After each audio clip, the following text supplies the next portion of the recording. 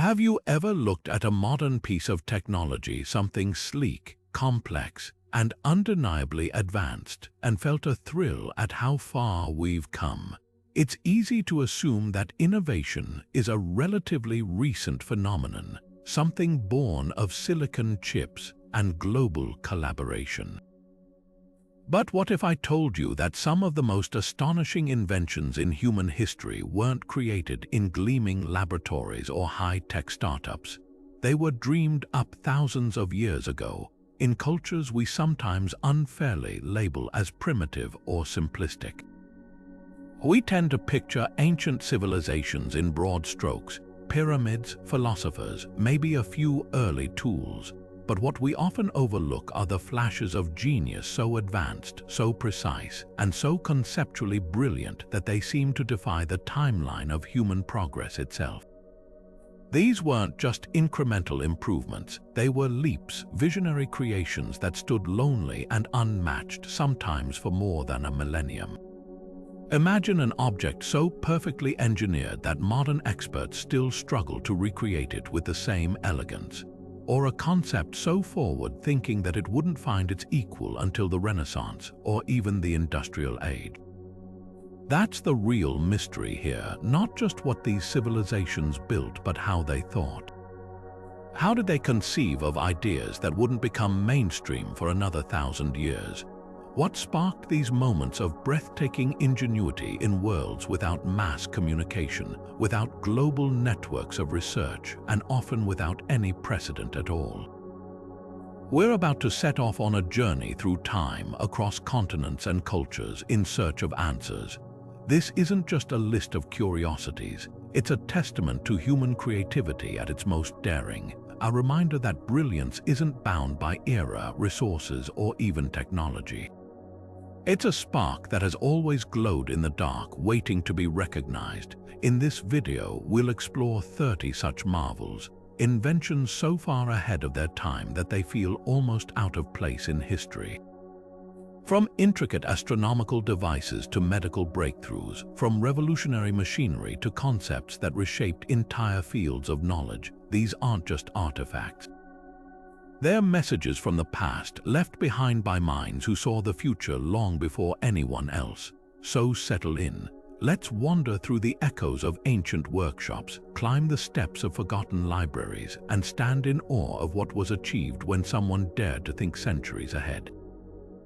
Our journey begins not in a library or a temple, but at the bottom of the sea, off the coast of a tiny Greek island called Antikythera.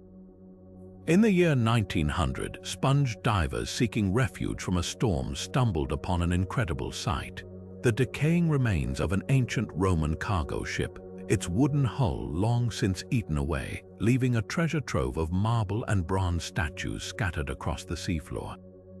Among these magnificent artifacts, they recovered a lump of corroded bronze and wood about the size of a large book. It seemed unremarkable, just a crusty chunk of debris, and it was catalogued and largely forgotten for nearly half a century. But this unassuming object would eventually reveal itself to be the single most shocking mechanical relic from the ancient world. It wasn't until the 1950s that a scientist, using early X-ray technology, finally looked inside the lump. What he saw was breathtaking: gears, dozens of them precisely cut from bronze, layered and interlocked in a complex arrangement that was nothing short of revolutionary.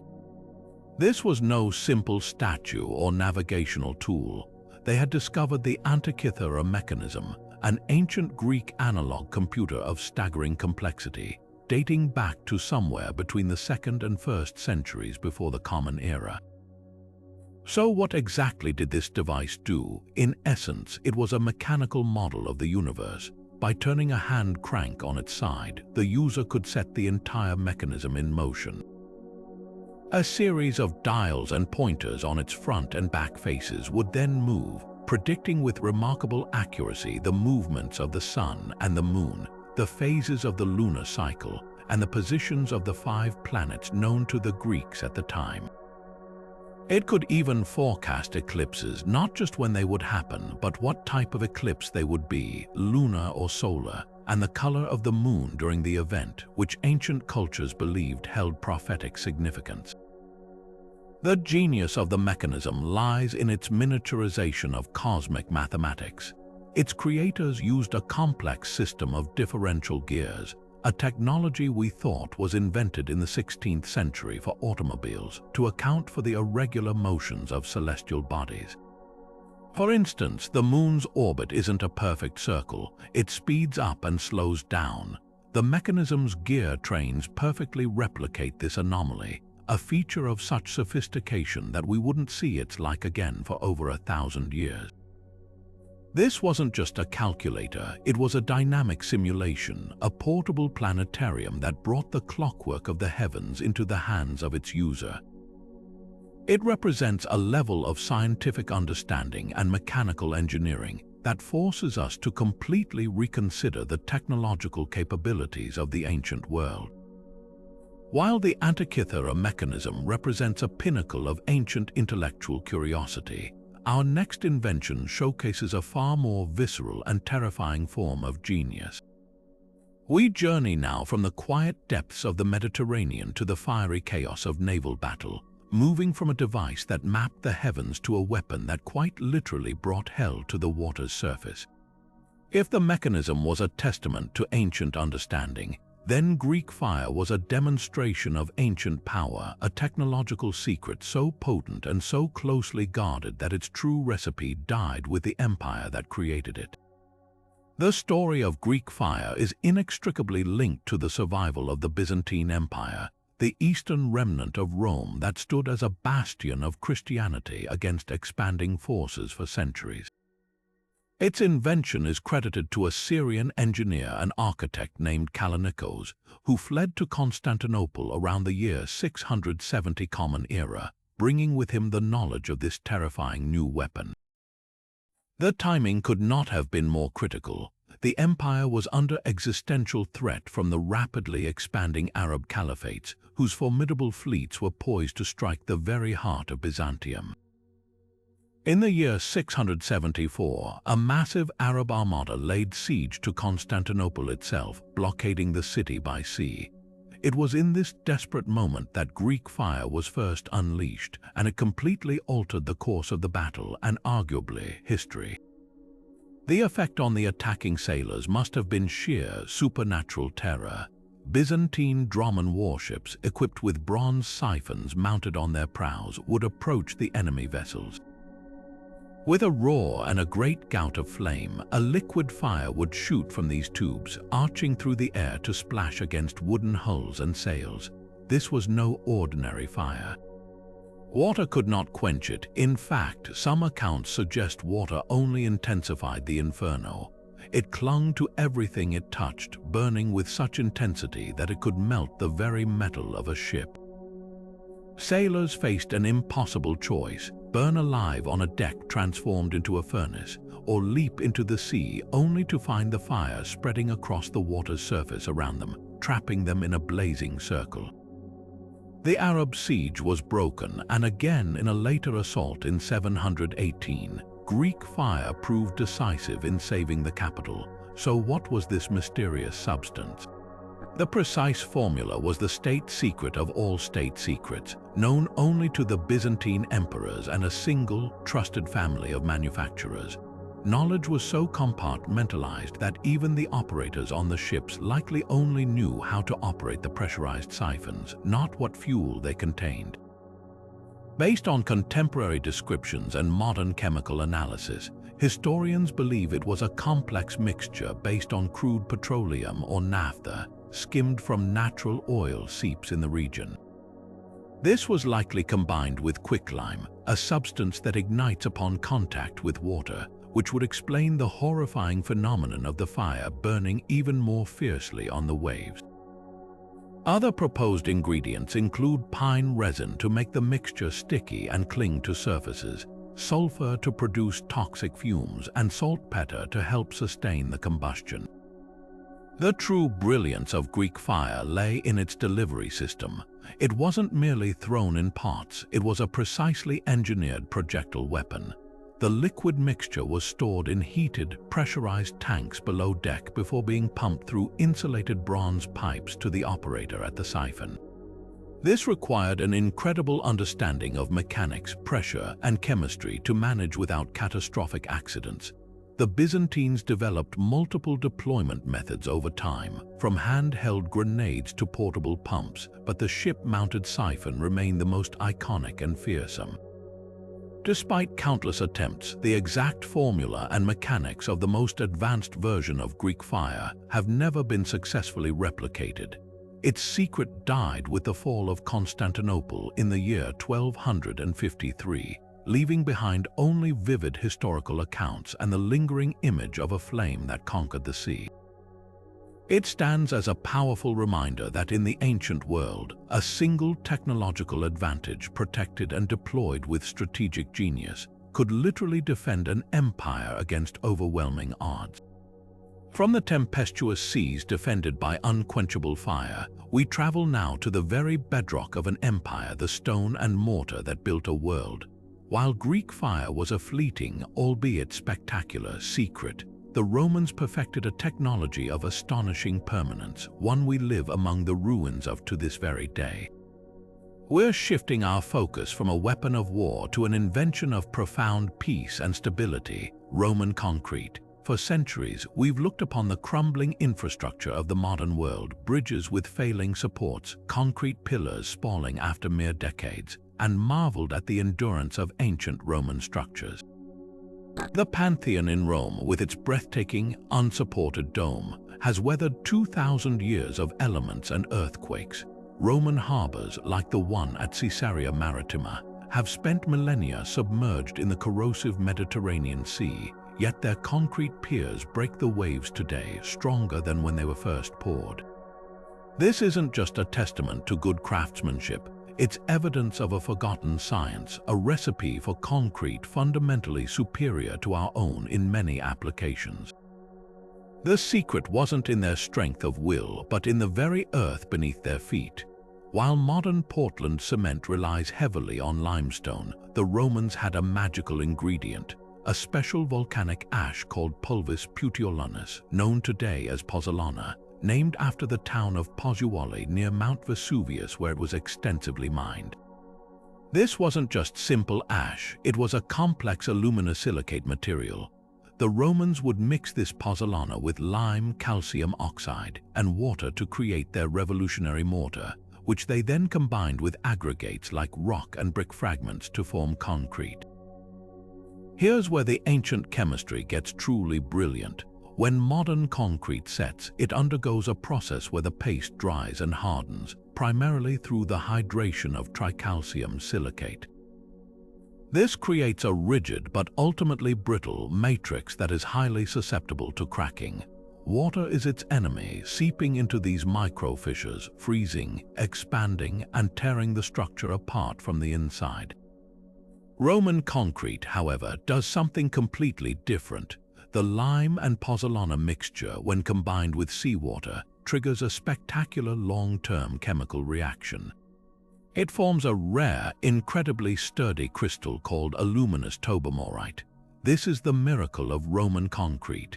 Instead of simply drying out, it continues to cure and strengthen over time, especially in the presence of water.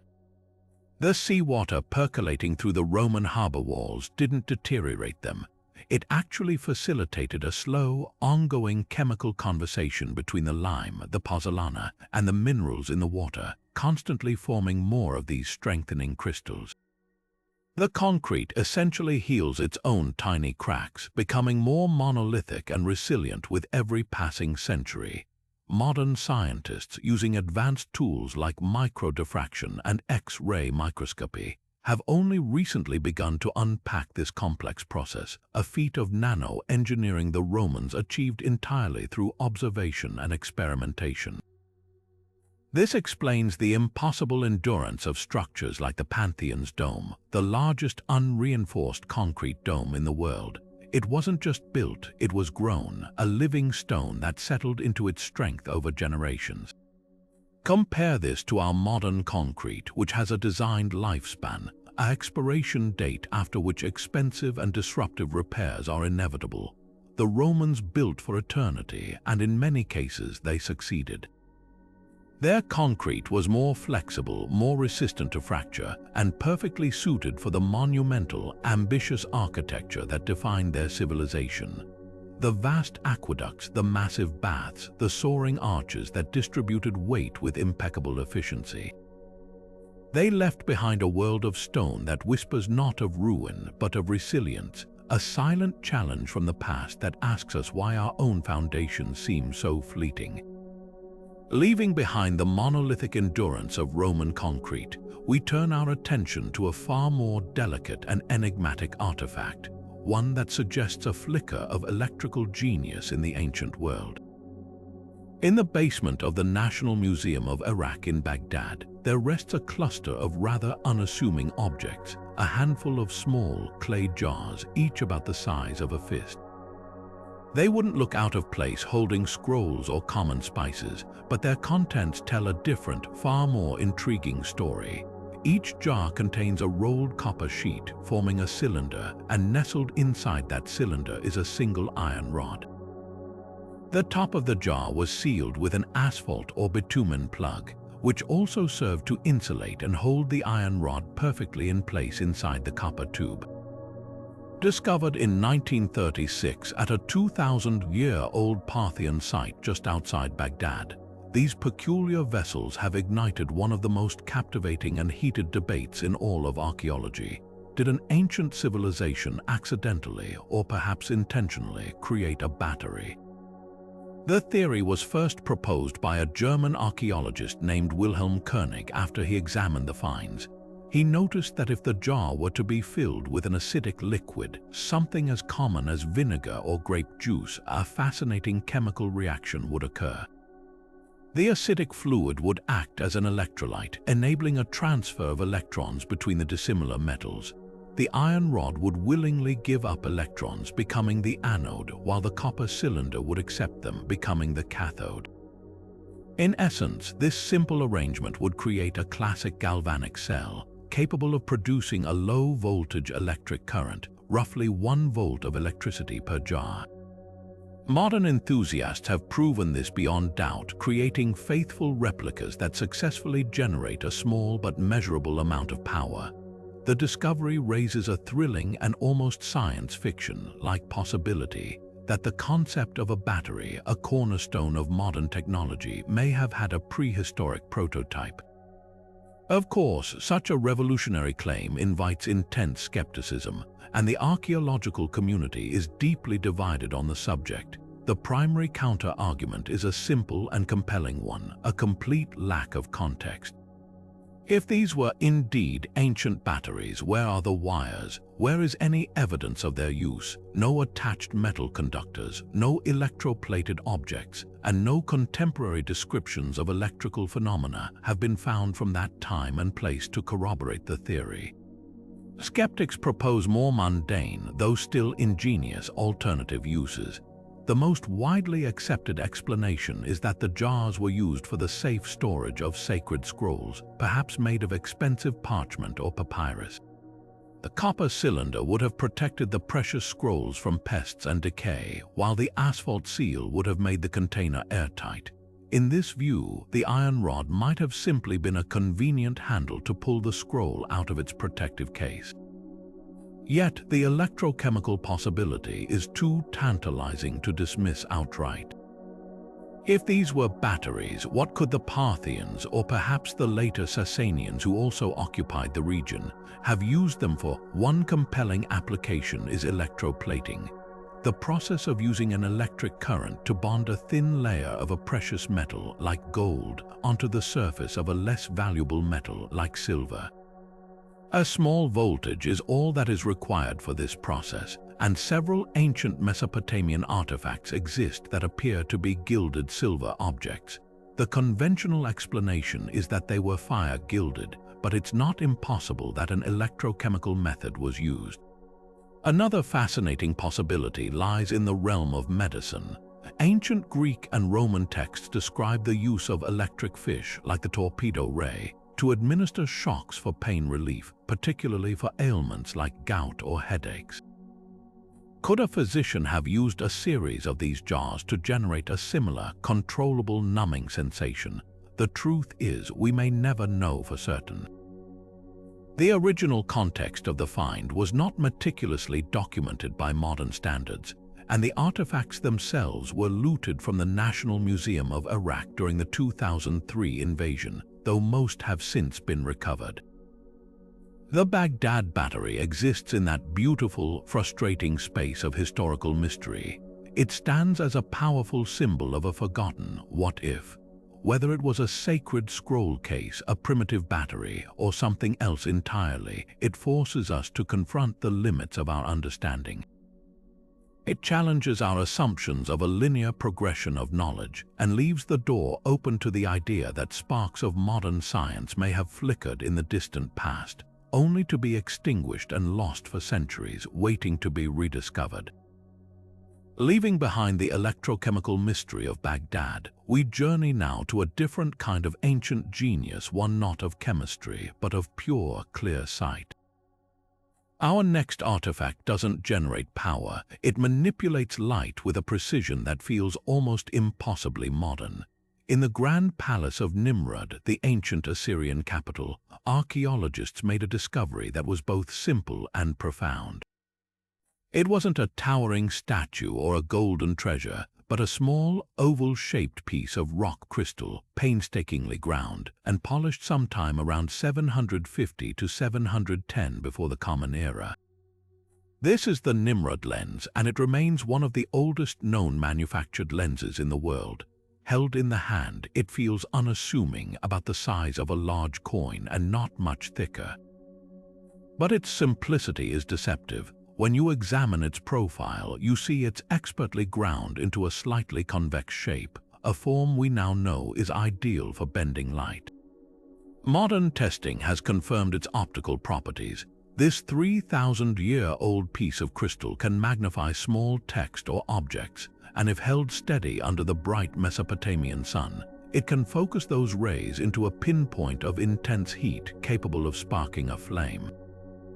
This dual functionality, as both a magnifying glass and a burning lens, places it centuries, if not a full millennium, ahead of the widespread understanding and use of such technology.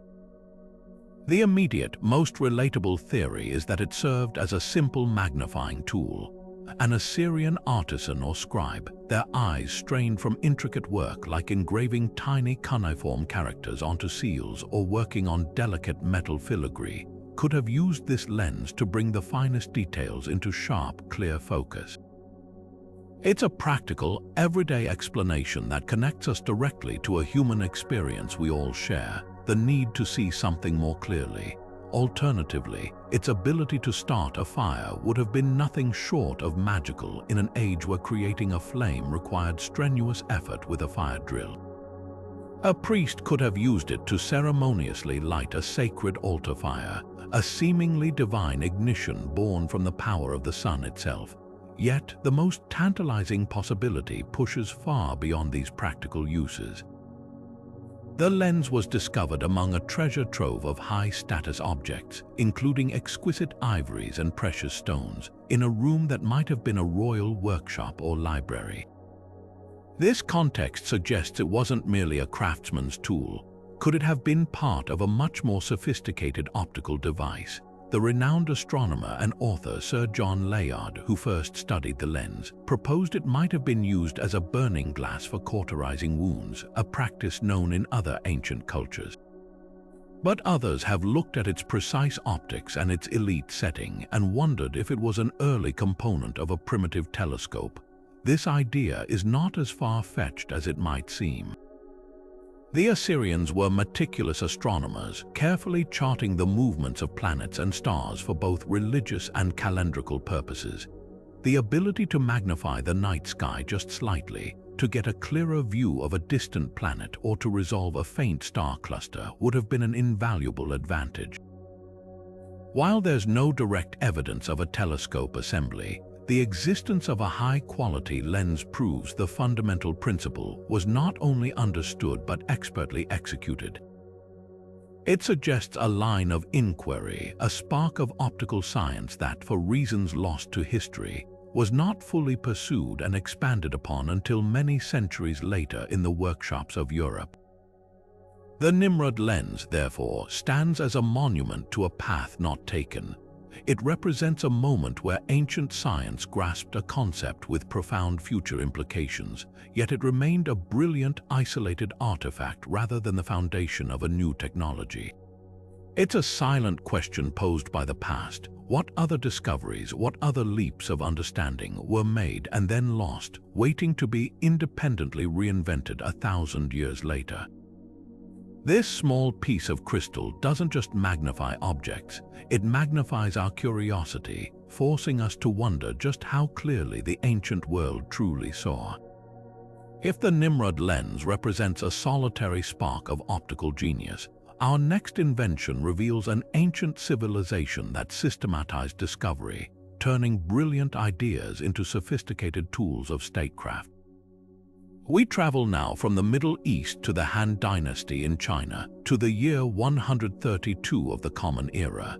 In the imperial court, an astronomer, geographer, and master inventor named Zhang Heng presented the emperor with a device so extraordinary that its purpose sounds like pure fantasy, a vessel that could detect earthquakes happening hundreds of miles away. This was the Hufeng Didongyi, or the instrument for querying the wind and the movements of the earth, and it remains one of the most conceptually advanced scientific instruments ever created in the ancient world.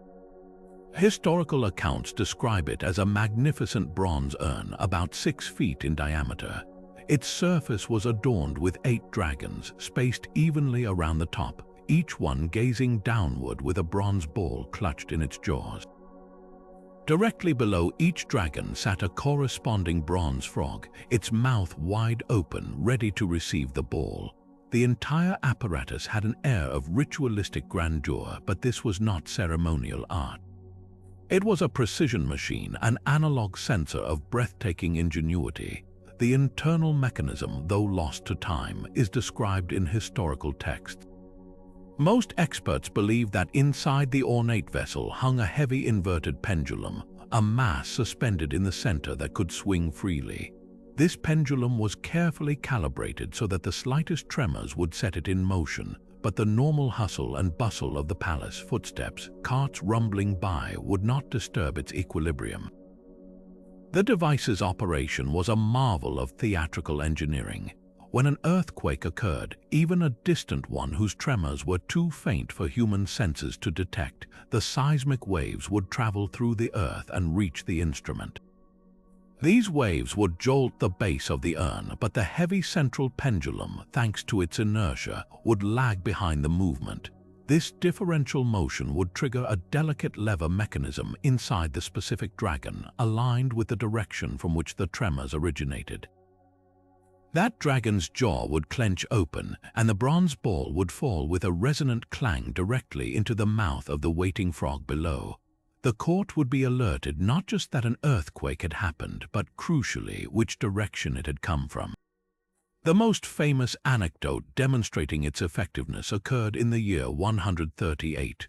One day, a dragon on the device, the one pointing west, suddenly dropped its ball, though no one in the capital had felt the slightest tremor.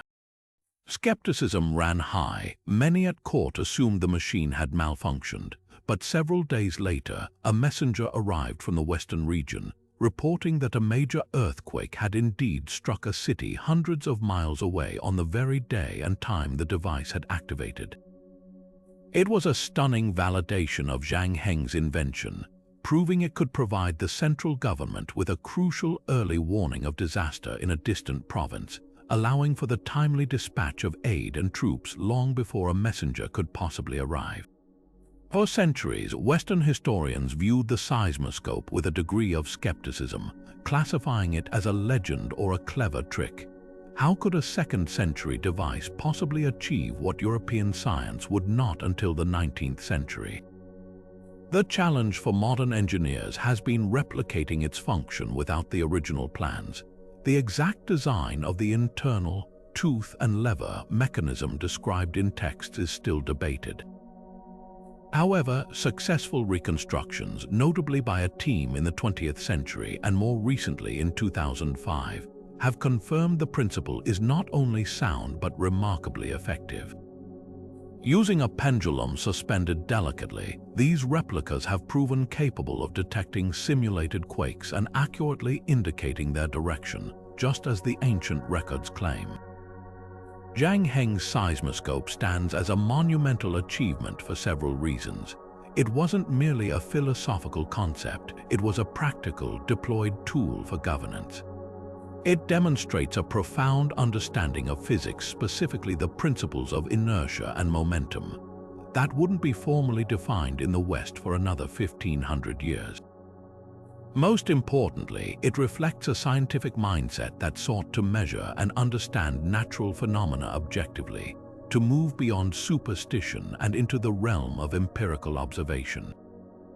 In an age when earthquakes were seen as the wrath of heaven, this bronze vessel offered a mechanical and profoundly rational explanation. It listened to the whispers of the earth itself, giving a silent, distant catastrophe a voice that could be heard in the emperor's court. But what of a mystery where the artifact itself is perfectly preserved, its message clear as day, yet its meaning remains utterly locked away? We venture now from the clear mechanics of Zhang Heng's seismoscope into one of archaeology's most enduring and tantalizing puzzles. In the summer of 1908, within the ruins of the ancient Minoan palace of Phaistos on the sun-drenched island of Crete, Italian archaeologist Luigi Pernia made a find that was both immediate and infinite. It wasn't a grand statue or a hoard of gold, but a small, baked clay disc, roughly 6 inches in diameter. Its two faces were completely covered in a spiral of strange, delicate symbols, hieroglyphic-like impressions of people, plants, animals, and tools, all arranged in a seemingly deliberate sequence, divided into sections by incised lines. This is the Phaistos disc, and over a century later, it remains one of the most famous undeciphered texts in the world, a single, silent message from a lost Bronze Age world. The first layer of its mystery is its physical creation. This wasn't carved by hand. Each of the 241 symbols was stamped into the soft clay with a separate, meticulously crafted seal or punch while the clay was still wet. This is a revolutionary concept. It means that over 3,000 years ago, sometime between 1850 and 1400 before the Common Era, a Minoan artisan possessed a set of movable type. They could arrange these pre-formed symbols in any order to print a message, a technological leap that wouldn't become widespread until Johannes Gutenberg's printing press in the 15th century, a staggering 35 centuries later. This was no casual scribble, it was an act of deliberate, sophisticated production. The very existence of these punches implies the disc was not unique, that there must have been others, perhaps many others, printed from the same set. Yet, not a single other example, nor any of the individual punches, has ever been found.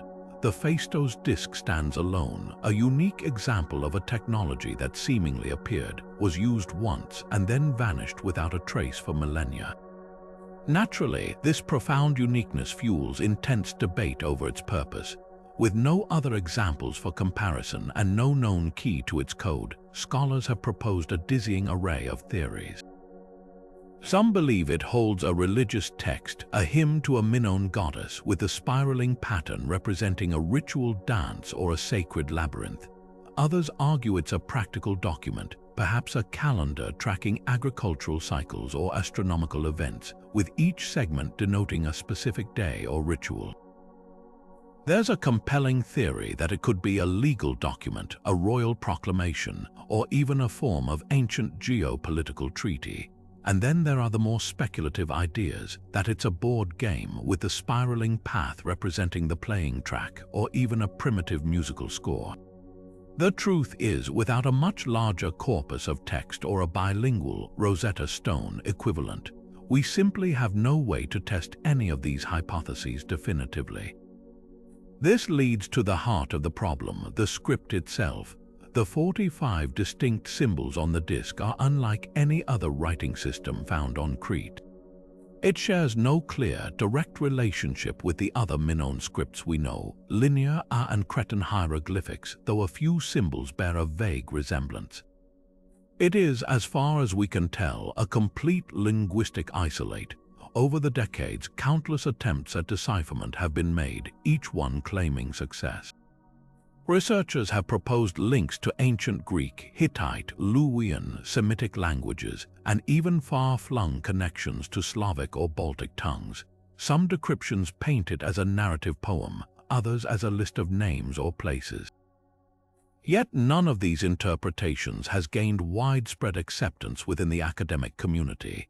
The fundamental issue is the sample size. You cannot reliably crack a code with only 241 characters. Every proposed reading remains a highly speculative guess, a compelling story built on a foundation of sand. The Phaistos disk, therefore, is more than just an ancient object. It's a symbol of the vast gaps in our knowledge. It represents an entire world of Minoan thought and innovation that we have only glimpsed. It whispers of a sophisticated administrative or ritual practice that used a technology we thought was a medieval invention. It is a perfect, preserved message from the past, holding its secrets tightly, reminding us that for all our advances, there are chambers in the castle of history whose doors remain firmly locked, waiting for a key we have not yet found. While the Phaistos disk represents a tantalizing mystery of communication, our next invention presents a puzzle of a different kind, not a forgotten language but a forgotten potential. We now travel from the silent libraries of Minoan Crete to the vibrant intellectual hub of Alexandria in the 1st century of the Common Era, a city brimming with genius. It is here we meet Hero or Heron of Alexandria, a mathematician and engineer whose creations seem to bend the very laws of nature. Among his many wondrous devices, automatic temple doors, a primitive vending machine, and a wind-powered organ, one stands out for its sheer prophetic vision, a simple, elegant sphere that harnessed the power of steam. This was the Aeolipile, the world's first recorded steam engine. Hero described the device in his work Pneumatica, and its design is a masterpiece of fundamental engineering. Picture a hollow metal sphere suspended between two brackets so it can rotate freely. Two pipes rising from a boiling water kettle below feed steam directly into the sphere. Protruding from the sphere's equator are two L-shaped nozzles bent to point in opposite directions. The operating principle is beautifully straightforward. As the fire heats the kettle, steam rushes up through the pipes and fills the sphere, building pressure until it violently jets out of the two nozzles. According to Newton's third law of motion, every action has an equal and opposite reaction. The force of the steam shooting out in one direction thrusts the sphere itself into a rapid rotation in the opposite direction. It was a rotary steam engine, a concept that wouldn't be realized again until the late 18th century. Witnessing an Aeolipile in action must have been nothing short of magical. The sphere would begin to turn slowly at first and then accelerate into a whirring, hissing demonstration of raw power, a cloud of steam enveloping it as it spun. For the scholars and patrons of ancient Alexandria, it was likely a fascinating novelty, a temple wonder designed to inspire awe and illustrate philosophical principles about the nature of air and motion. And this, perhaps, is the central tragedy of the invention. The Aeolipile was never seen as a practical source of work. It remained a philosophical toy, a curiosity to be displayed and discussed, but not a technology to be harnessed for industry or transport. The reasons for this are as fascinating as the device itself. The ancient world's economy was built on the widespread availability of cheap slave labor. There was little economic incentive for a factory owner or a landowner to invest vast resources into developing a complex steam engine to pump water or grind grain when human muscle power was abundant and inexpensive. Furthermore, the metallurgy of the time, while advanced for its day, may not have been up to the task of creating the high-pressure boilers and precision pistons needed to scale the technology up for serious mechanical work. The eolipile operated at relatively low pressure. Building a larger, more powerful version would have risked catastrophic explosion. Most crucially, the intellectual climate, for all its brilliance, may have lacked the necessary connection between theoretical mechanics and practical application. Hero and his peers were often more concerned with wonder and mystification than with driving economic progress. This leads us to one of history's most captivating what-if scenarios. What if the eolipile had been taken seriously? What if the Roman Empire, at its peak of engineering prowess and organizational might, had recognized the potential of steam power? Imagine Roman steamships unbound by the whims of the wind, reliably supplying grain from Egypt to Rome year-round. Envision steam-powered cranes constructing monumental buildings faster than ever before, or automated pumps draining mines and irrigating fields on an unprecedented scale. The Industrial Revolution could have begun in the 1st century, shifting the entire trajectory of human history. The concentration of mechanical power might have altered economic structures, military capabilities, and geopolitical landscapes millennia before the reign of coal and iron in England. Yet it was not to be. The eolipile remained a spectacular demonstration of a principle, a seed that fell on stony ground. Its potential lay dormant, a secret hidden in plain sight within the pages of a book, waiting for a future age that was ready to see not just a wonder but a tool. It stands as a powerful reminder that a brilliant invention is only one part of the equation. It requires a society ready to receive it, to nurture it, and to imagine a world transformed by its power. Hero of Alexandria had all the science right, but his world lacked the imperative to turn his amazing toy into an engine of change. Yet for all the brilliant potential of steam that went unrealized in Hero's Alexandria, other ancient technologies were perfected to such a degree that their secrets would prove just as elusive to later generations. From the theoretical power of steam, we now turn to the tangible, lethal artistry of metal, to a material so legendary that its name still evokes images of indestructible, shimmering blades that could slice through a silk scarf falling through the air. We're talking, of course, about Damascus steel. The story of this extraordinary metal doesn't actually begin in Damascus, but much further east in the furnaces of southern India. As early as 300 years before the Common Era, Indian metallurgists had perfected a method for creating a form of high-carbon steel ingots that the ancient world knew as wootz steel. The process was as difficult as it was ingenious. Artisans would take iron ore and mix it with specific types of wood and leaves in a small, sealed clay crucible. This wasn't just any fuel. The selected plant matter was rich in carbon, the key ingredient. The sealed crucible was then heated in a charcoal furnace for hours, sometimes days, at a carefully controlled temperature hot enough to melt the iron and allow it to absorb the carbon, but not so hot that it burned away the delicate carbon structures forming inside. The result of this crucible process was a small, cake-like ingot that looked almost like a meteorite with a characteristic bumpy surface. These wootz ingots were not weapons themselves. They were the raw material, a form of high-carbon steel that was incredibly valuable and traded along ancient routes to metalworking centers across the Middle East, including the famous souks of Damascus. It was here that Syrian swordsmiths, renowned as the finest blade makers of their age, took these exotic Indian ingots and worked their own magic, transforming them into the legendary weapons that would bear their city's name. The forging of a true Damascus steel blade was an act of supreme skill and patience. The smith would first heat the wootz ingot until it was malleable, then begin the arduous process of hammering it out, folding it, and drawing it into the shape of a sword.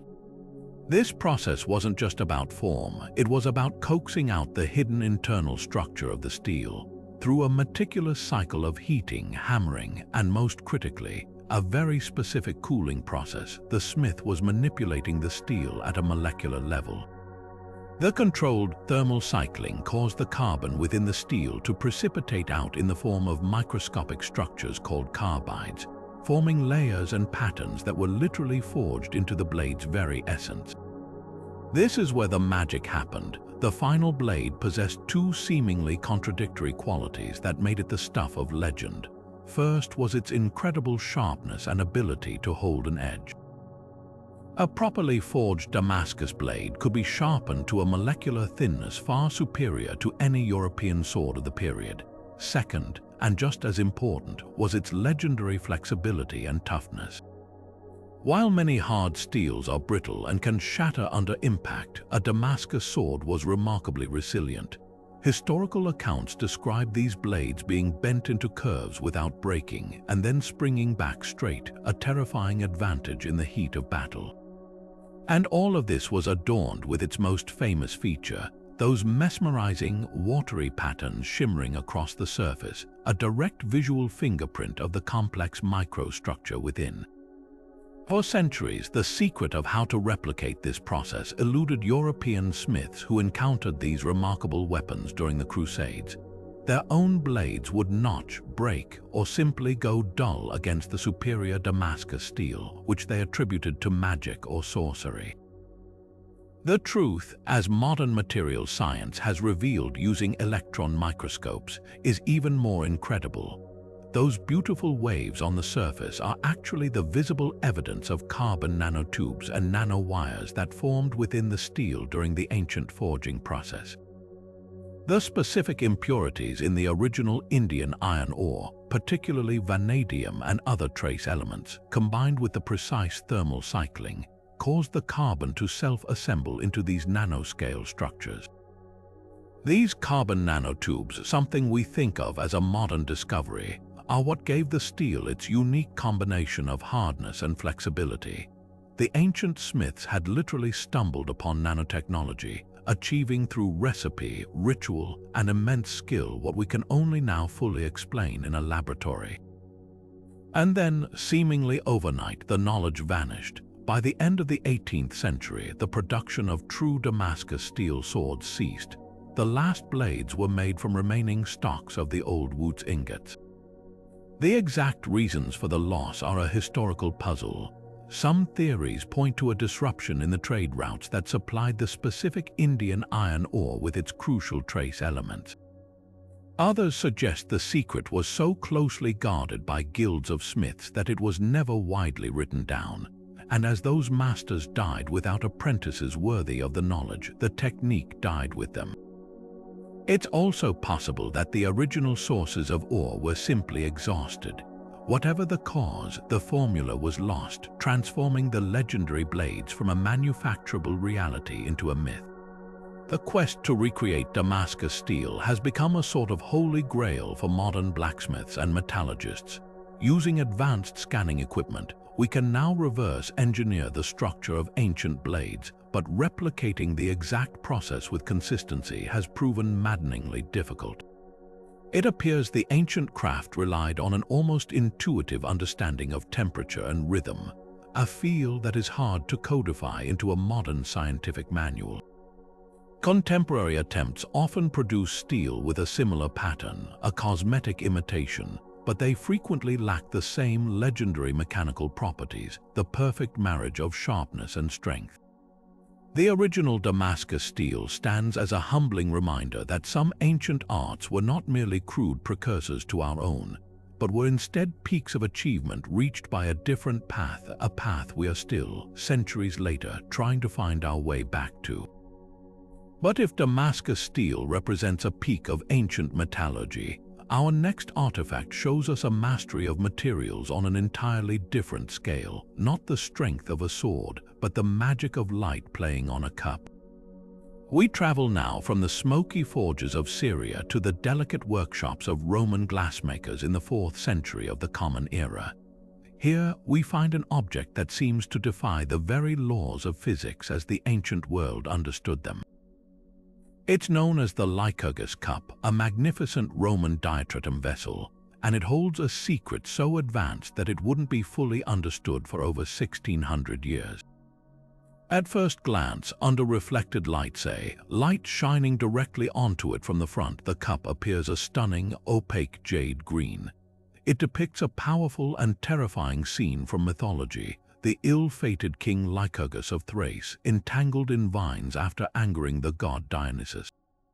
The craftsmanship is exquisite, with the figures cut from a thick glass blank in high relief. But the true magic happens when you place a light source inside the cup or hold it up to a bright light. The entire vessel undergoes a breathtaking transformation, shifting from a solid, cool green to a glowing, translucent ruby red. This isn't a trick of the light. It's a permanent, embedded property of the glass itself, a phenomenon known as dichroism. For centuries, how the Roman artisans achieved this miraculous effect was one of art history's greatest enigmas.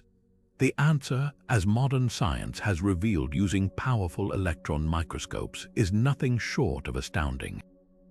The Roman glassmakers had, entirely by accident or through meticulous experimentation, become master nano-engineers.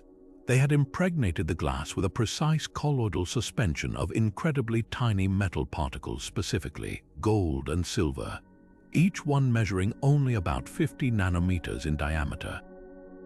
To put that in perspective, you could fit about 1,000 of these particles across the width of a single human hair.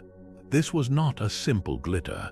It was a homogeneous mixture of these nanoscale metals throughout the entire glass matrix, a feat of consistency that is difficult to achieve even with modern technology. The physics behind the color change is a brilliant manipulation of light. These tiny metal particles interact with light in a very specific way due to their size and composition.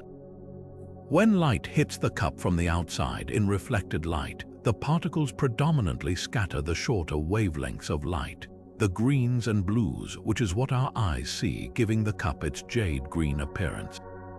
However, when light is transmitted through the cup from behind, the particles absorb the shorter blue and green wavelengths and allow the longer red wavelengths to pass straight through, bathing the entire scene in a deep, bloody crimson. The specific combination of gold and silver was crucial. Gold alone would produce a rich ruby red, but the addition of silver fine-tuned the effect to create the striking dichroic contrast. The million-dollar question is, how on earth did Roman craftsmen, without any concept of nanometers or electron microscopes, manage to create and suspend these particles so perfectly? While we may never know their exact recipe, the leading theory is a testament to their empirical genius.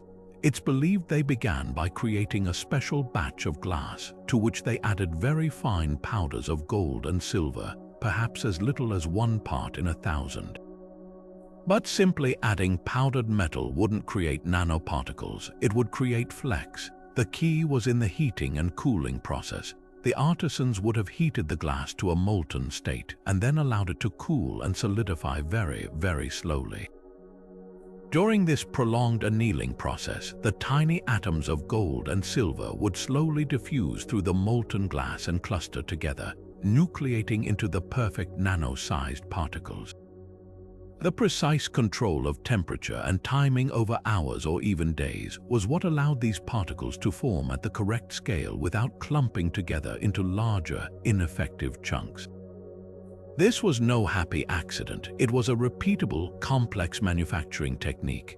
A few other fragments of Roman dichroic glass have been found, proving the Lycurgus cup was not a one-off fluke. The artisans knew exactly what they were doing, even if they explained it in terms of alchemy or divine inspiration rather than particle physics. They had discovered that by adding certain metals to their mix and controlling the fire with immense patience, they could literally change the soul of the glass. The cup is more than just a beautiful vessel. It's a sophisticated scientific instrument disguised as art. When filled with a liquid, the color change would be even more pronounced, suggesting it might have been used in rituals where a beverage seemed to transform magically from one substance to another when raised to the light.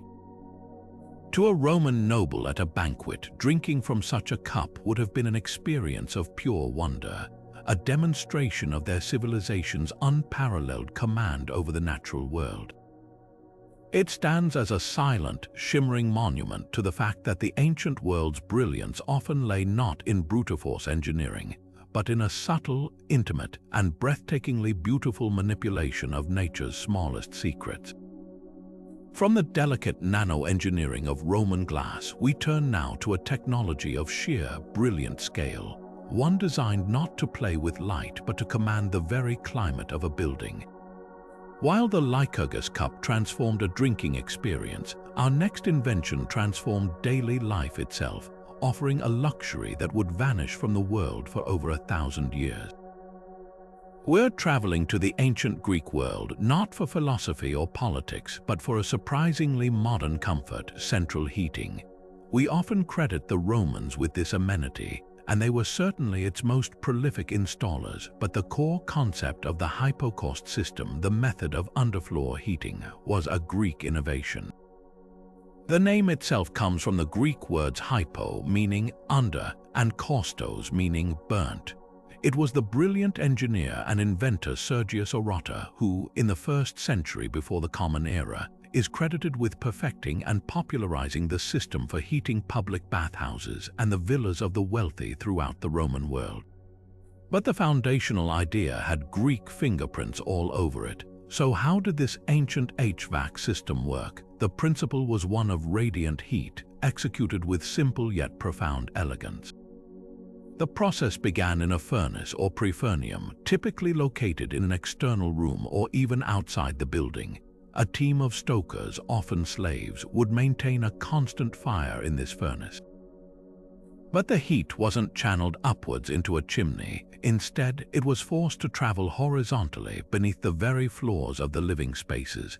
The floors of the rooms to be heated were not built on solid ground.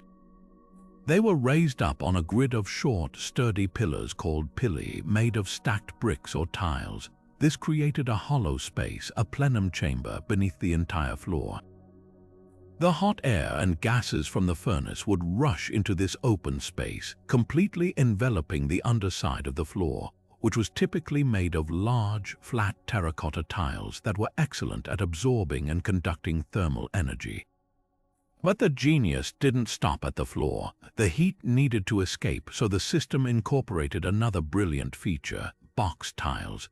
These were hollow, rectangular terracotta tubes that were embedded within the walls themselves, connecting the hypocaust chamber below to the open air above. As the hot air filled the subfloor cavity, it would naturally rise through these wall tubes, a process called convection. This pulled more hot air from the furnace through the system and, crucially, transferred the heat into the walls, turning entire rooms into gently radiating thermal masses. The result was a space that was evenly and comfortably warmed from the floor up, with no smoky, drafty fires inside the living area. The exhaust would eventually vent out through openings under the eaves or through special rooftop vents, leaving the occupants in a clean, serene, and warm environment.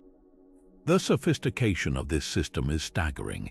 In large facilities like the immense baths of Caracalla in Rome, the hypocaust was a masterpiece of engineering.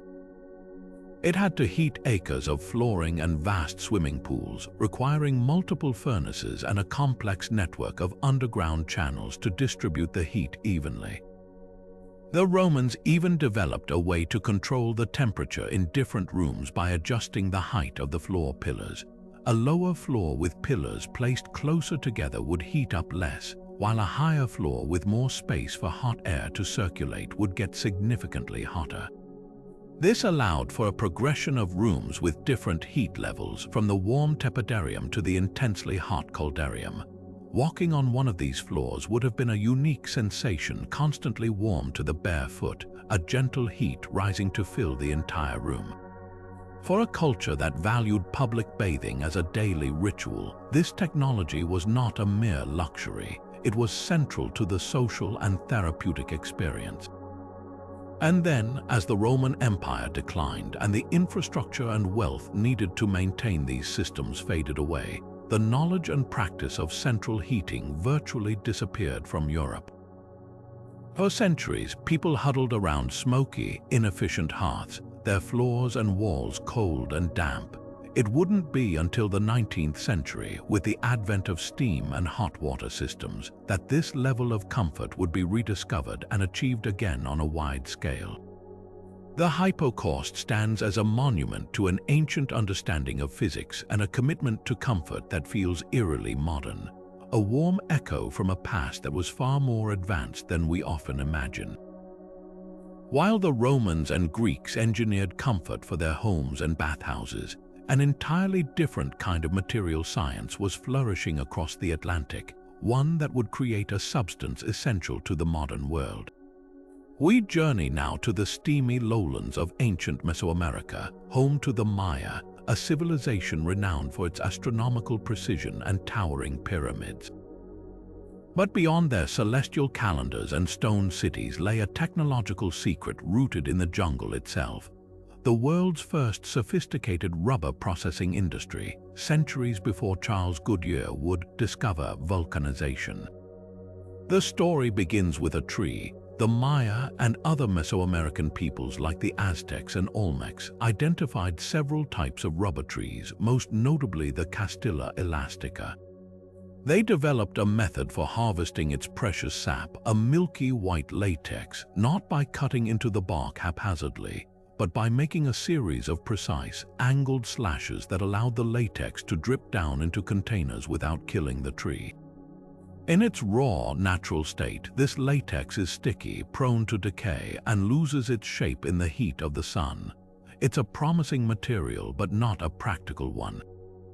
This is where the ancient chemists performed their magic. They discovered that by mixing this raw latex with the juice from the vine of the morning glory plant, specifically species like Ipomoea alba, they could fundamentally transform its properties. The chemistry behind this process is nothing short of brilliant. The morning glory vine juice contains sulfur-based compounds, which are the same active agents Charles Goodyear would later use in his vulcanization process. When the latex and the juice were combined and heated over a fire, a complex chemical reaction took place. The sulfur compounds acted as a cross-linking agent, creating strong molecular bonds between the long, flexible polymer chains in the latex. This process, which we now understand as vulcanization, did three remarkable things. It made the rubber dramatically more elastic and bouncy. It eliminated its natural stickiness, and it gave it a tough, durable resilience that could withstand significant wear and tear. The Maya weren't just making a sticky sap more useful. They were engineering a new material with predictable, high-performance characteristics. This technologically advanced rubber became the backbone of a vibrant industry. Artisans would pour the mixture into molds to create a vast array of products. They made solid rubber balls, some the size of a modern basketball, for their infamous ball game. They painted liquid rubber onto cloth to create completely waterproof capes and blankets, a necessity in the torrential rainforest rains. There is evidence they fashioned durable rubber soles for sandals, and even made ritual items like rubber-coated figurines and hollow rubber bands that could be burned as incense. Each application required a slightly different recipe and technique, showcasing a deep, practical understanding of their material. The most famous use, of course, was for the Mesoamerican ball game, a sport that was far more than simple recreation. It was a ritual reenactment of cosmology, often involving high-stakes political drama and sometimes culminating in human sacrifice. The creation of a high-bounce rubber ball was absolutely essential to this game. Without it, the game as we understand it, with players using their hips to volley a heavy ball through stone rings high on a court wall, would have been impossible. A ball made of untreated latex would be a dead, sticky lump, but a vulcanized rubber ball could achieve incredible heights, reportedly bouncing up to 6 feet in the air, and its durability meant a single game could last for hours. The technology directly enabled the culture, making the spectacle and spiritual significance of the ball game a central pillar of Mesoamerican life. This ancient innovation gave them a material that shaped their world, from the practicality of staying dry to the profound rituals that connected them to their gods, all achieved through a chemical process that Europe would not replicate for over 1,000 years. Yet even the most advanced materials created by human hands can sometimes be rivaled by the strangest of natural formations. or so it would seem. For our next enigma, we venture away from the grand workshops of empires and into the arid hills of California, to an object so baffling that it seems to reject our entire understanding of history's timeline.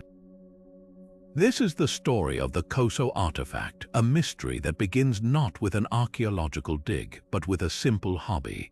In February 1961, three close friends, Mike Mikesell, Wallace Lane, and Virginia Maxey, were out rockhounding near the small town of Olancha, California, at the edge of the Koso Mountains. They were searching for interesting geodes, those humble rocks that hide a crystalline treasure within. Mike Mikesell, a shop owner, planned to cut them open and sell them.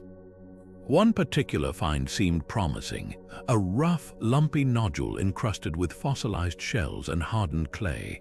The next day, back at his gem shop in Coalinga, Mikesell put the rock on his diamond-bladed saw to slice it open.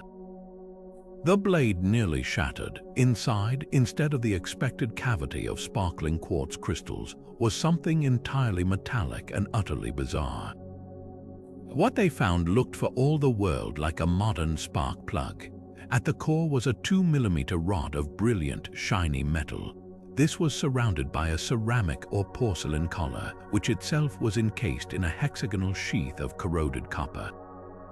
The entire assembly was perfectly concentric, clearly a manufactured object of sophisticated design.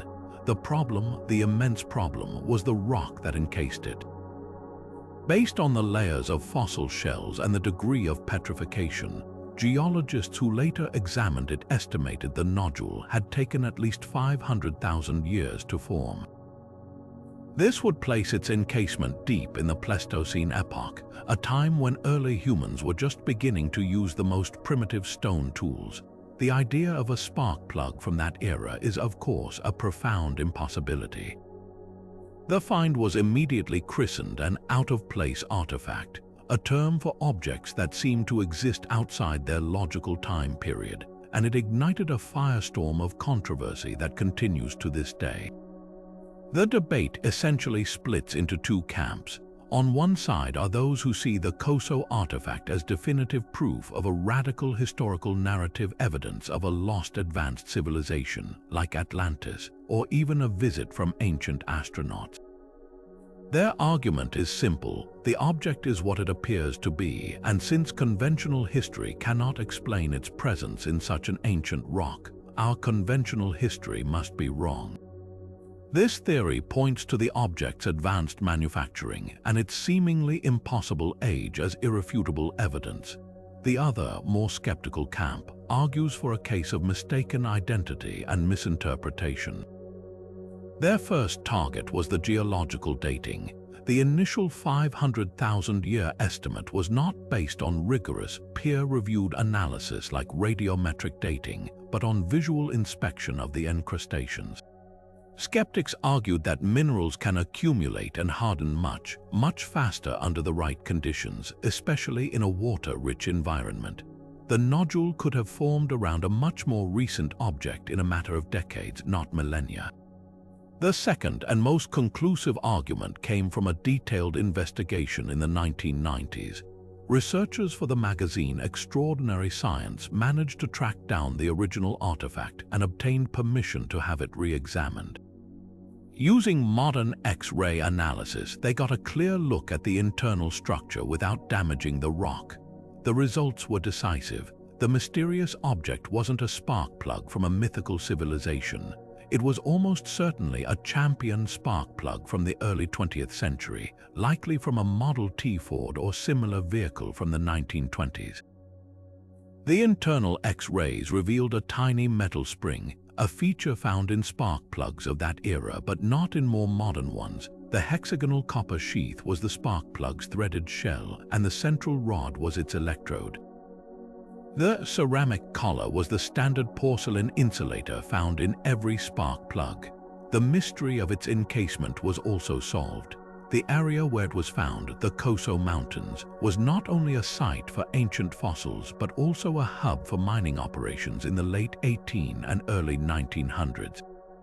Abandoned equipment littered the landscape. The The theory is that this spark plug fell from an old truck or piece of mining machinery.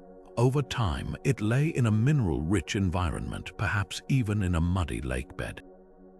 Minerals, particularly iron oxides and calcite, accreted around it, cementing the fossil shells from the area onto its surface and forming a hard concretion nodule that made it look impossibly ancient. It wasn't a 500,000-year-old geode. It was a few decades-old concretion that had fooled its finders. So, does this mean the Khoso artifact is a closed case, a simple mistake? In a purely physical sense, yes. The evidence strongly points to a 20th century spark plug. Yet, its story remains incredibly important.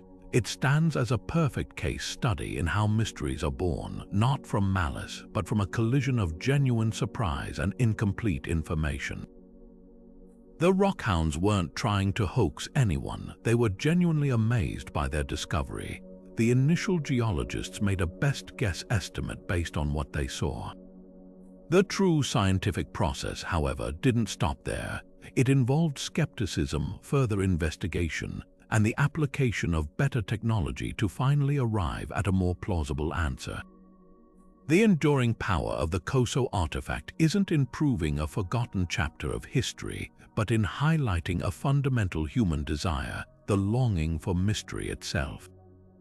It represents our fascination with the idea that our past might be more strange and wonderful than we've been led to believe. While this particular object may have a mundane explanation, its journey from a California hillside to the center of a historical debate reminds us to always question, to investigate, and to welcome the unknown even as we diligently search for the truth. Moving from the speculative mystery of the Khoso artifact, we find ourselves standing before a monument of absolutely certain and enduring brilliance, a truth written not in conjecture, but in unrusted iron. In the heart of the Qut complex in Delhi, India, surrounded by the ruins of ancient empires, stands a 7-ton column of metal that seems to laugh in the face of time itself. This is the famed Iron Pillar of Delhi, and it has been exposed to the sweltering heat, drenching monsoons, and heavy pollution of the Indian subcontinent for an estimated 1,600 years. Yet, despite this relentless assault by the elements, it shows not a single flake of the rust that would have consumed any ordinary piece of iron centuries ago. This isn't a mystery of lost origins, it's a mystery of lost knowledge, a testament to an ancient metallurgical science so advanced that we are still unraveling its secrets. Forged during the glorious reign of the Gupta Empire around the year 400 of the Common Era, the pillar originally stood as a tribute to the Hindu god Vishnu and a celebration of the king, Chandragupta II.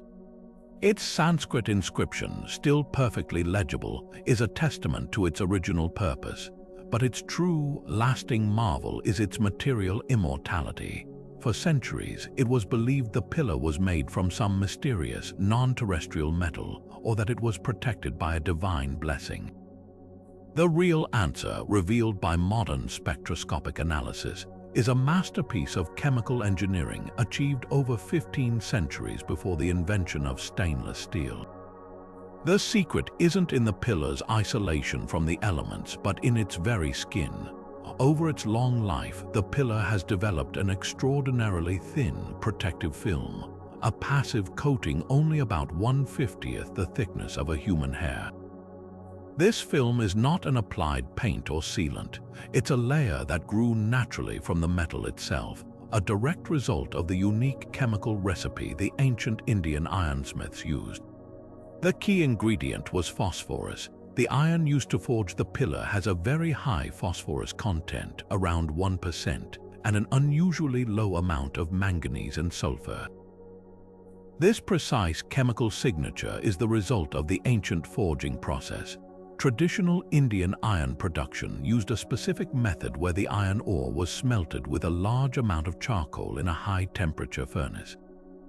Unlike modern blast furnaces that use coke and limestone flux, which removes phosphorus and traps it in the slag, this ancient process allowed the phosphorus from the ore to be directly absorbed into the metallic iron. The smiths then worked this phosphoric iron, hammering it and welding it together with other pieces under intense heat to create the massive, solid shaft. They weren't just blacksmiths, they were master chemists, intuitively understanding that their particular process yielded a superior metal, even if they didn't know the atomic reasons why. So how does this phosphorus work its magic? When the pillar's surface is exposed to moisture and oxygen, the first thing that happens is the formation of a very initial, thin layer of rust. But this is where the phosphorus comes into play. The phosphorus in the metal reacts with the iron and oxygen in the environment to promote the formation of a compound called iron hydrogen phosphate hydrate. This compound, along with iron oxides, forms an incredibly stable, dense, and tightly adherent layer that acts as a perfect barrier. It prevents further oxygen and moisture from penetrating deeper into the metal, effectively halting the corrosion process in its tracks. It's a self-healing shield. If the surface is scratched, the exposed metal will quickly form a new protective layer, sealing the wound. This stands in stark contrast to modern mild steel, where rust forms as a loose, flaky, and porous crust that actually accelerates the deterioration by allowing more oxygen and water to reach the vulnerable metal underneath. This raises one of history's most perplexing questions. If the Gupta ironsmiths had perfected a formula for near-indestructible iron, why did this revolutionary technology seemingly vanish? Why wasn't every sword, every tool, every structural beam made from this miraculous rust-proof material? The answer is as frustrating as it is illuminating. The very process that made the pillar possible was a victim of its own specificity. The high phosphorus content that gives the pillar its resistance also makes the metal more brittle and difficult to forge on a small, intricate scale. It's perfect for a massive, ceremonial column that needs to withstand compression, but it would be a terrible choice for a flexible sword blade or a sharp, durable plowshare that needs to withstand impact and bending without snapping. Furthermore, the knowledge was likely highly specialized, passed down within specific guilds of smiths who worked on monumental projects. As the Gupta Empire declined and India faced waves of invasion and political fragmentation, these guilds may have disbanded or their closely guarded secrets were simply lost in the turmoil. The technology wasn't documented in texts that we have found. It was an artisanal wisdom, an oral tradition that died with its last masters. The pillar itself thus stands as a magnificent, lonely sentinel. It is not proof of a widespread ancient industry of stainless iron, but rather a breathtaking one-off achievement, a flash of transcendent genius that understood a material's hidden potential so completely that it could plan for the weathering of 1,000 years. It is a quiet, towering rebuke to the idea that the past was a simpler time, reminding us that some ancients didn't just build for their own age, they built for all ages to come. From the enduring, silent resilience of the iron pillar, we pivot to a technology of pure spectacle and motion, an invention that sought not to defy time but to command it, creating a moment of divine magic for all who witnessed it. We return now to the buzzing intellectual engine of 1st century Alexandria, to the workshop of the inimitable hero whom we met earlier with his steam engine. But while the Eolipile was a philosopher's demonstration, Hero's automatic temple doors were a public marvel, a feat of engineering designed to inspire awe and reinforce faith through the illusion of pure miracle. Imagine you are an Athenian merchant coming to make an offering at a great temple. As you approach the heavy, ornate doors, you expect a priest or a slave to heave them open. But instead, as you draw near, a deep, low sound echoes from within the building, the hiss of escaping steam and the groan of hidden machinery. Without a single human touch, the massive doors begin to swing inward slowly and smoothly as if pushed by an invisible hand. For a moment you are frozen, convinced you are in the presence of a god. This was the experience Hero engineered, a theatrical masterpiece of ancient automation.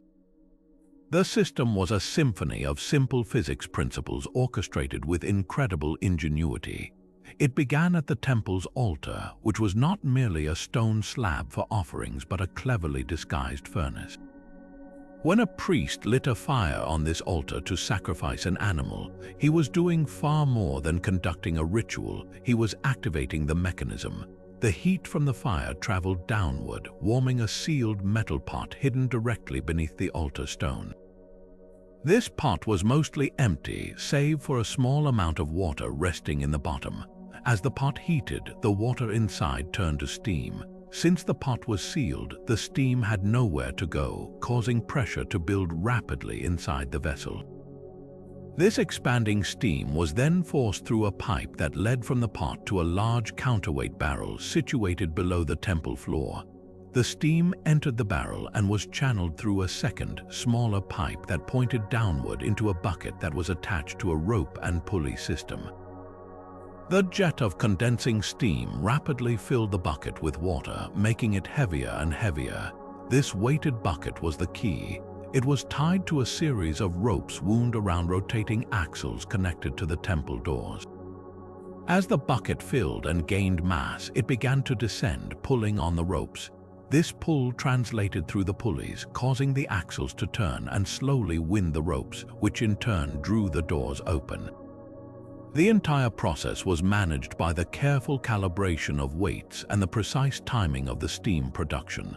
The doors would open at a stately, dramatic pace, perfectly synchronized with the priest's ritual at the altar, making it seem as though the divine fire itself was beckoning worshippers inside. But the true stroke of genius was in the reset mechanism. Hero's design wasn't a one-time trick. Once the fire on the altar was extinguished, the pressure inside the pot would drop. The steam would condense back into water, creating a partial vacuum. This suction would then pull the water from the bucket back through the pipe and into the original pot, emptying the bucket. As the bucket became light again, a second, hidden counterweight, perhaps a heavy bag of sand, would slowly pull the rope in the opposite direction, rewinding the pulleys and gently closing the doors, all without any human intervention. The system was ready to amaze another group of worshippers all over again. This was more than just a clever party trick. It was a profound piece of psychological and religious engineering. In an age where faith was intertwined with the tangible manifestation of divine power, these doors were incontrovertible proof of a God's presence and favor. They transformed a routine religious ceremony into an unforgettable spectacle, strengthening the authority of the temple and its priests. It was a manipulation of perception as much as physics, using steam and weights to build belief. Modern engineers have faithfully reconstructed this device, proving not only that it worked but that it was remarkably reliable. These reconstructions show us that Hero wasn't just a dreamer. He was a practical technician who understood pneumatics, hydraulics, and mechanics on a level that wouldn't be seen again for generations. His automatic doors stand as a brilliant early chapter in the story of robotics and automation, a field we often think of as uniquely modern. He saw the potential of machines not just to do work, but to create wonder, to blur the line between the earthly and the divine, and to make the impossible feel, for one breathtaking moment, entirely real. While Hero's doors manipulated perception through hidden mechanics, another ancient invention tackled a far more practical navigational problem with a similar brilliance for automation, but on the move. We journey now to the battlefields and imperial processions of 3rd century China, to an era of warring states and powerful emperors. Here we find a device so mechanically ingenious that it seems to defy logic. A chariot adorned with a small, outstretched figure that would perpetually point south, no matter how sharply the chariot turned, how many circles it spun, or how rough the terrain beneath its wheels. This was the south-pointing chariot, and it stands as one of history's most elegant and complex early analog computers, a compass that relied not on magnetism but on pure, flawless mechanics. The chariot's invention is most famously attributed to the ingenious mechanical engineer Ma Jun, who presented it to the court of Emperor Ming of Cao around the year 255 of the Common Era. While earlier legendary accounts mention similar devices, Marjan's design is the first well documented in historical texts. Its purpose was both practical and profoundly symbolic. In a practical sense, it provided a reliable method of navigation for large armies moving through featureless plains or under cloud-covered skies where the sun and stars were hidden. Symbolically, it was a powerful tool of statecraft. In Chinese cosmology, the emperor ruled from the north and faced south, making the southern direction the axis of imperial power. A device that always honored this orientation was a potent symbol of a well-ordered state and a ruler in harmony with the heavens. But how could a purely mechanical device with no electronic sensors or magnetic guidance possibly achieve such a feat? The secret lay in a system of gears so sophisticated that it wouldn't be surpassed in complexity until the rise of European clockwork in the Middle Ages.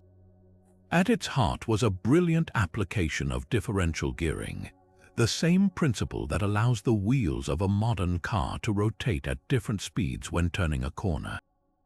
The chariot's design ensured that the rotations of its two wheels were constantly measured and compared, with any difference automatically compensated for by the movement of the figure on top. Here's how it worked. The chariot was not horse-drawn in the conventional sense. It was a handcart pushed by an attendant. Each of its two large wheels was equipped with a gear on its inner side. As the chariot moved in a straight line, both wheels turned at the same rate, and these gears drove a central vertical shaft at a consistent speed, keeping the figure on top pointing straight ahead, which was calibrated to be south. The real magic happened when the chariot turned. When making a right turn, for instance, the left wheel would have to travel a greater distance than the right wheel, causing it to rotate more times. This difference in rotation was immediately captured by the gear system. The gears from each wheel were connected to a complex assembly of differential gears, a planetary system that calculated the difference in motion between the two wheels. This assembly then drove the vertical shaft, but with a crucial adjustment. It subtracted the extra rotation caused by the turn. So, if the chariot turned 90 degrees to the right, the differential gear system would rotate the figure on top exactly 90 degrees to the left, perfectly counteracting the chariot's change in direction and maintaining its southern orientation.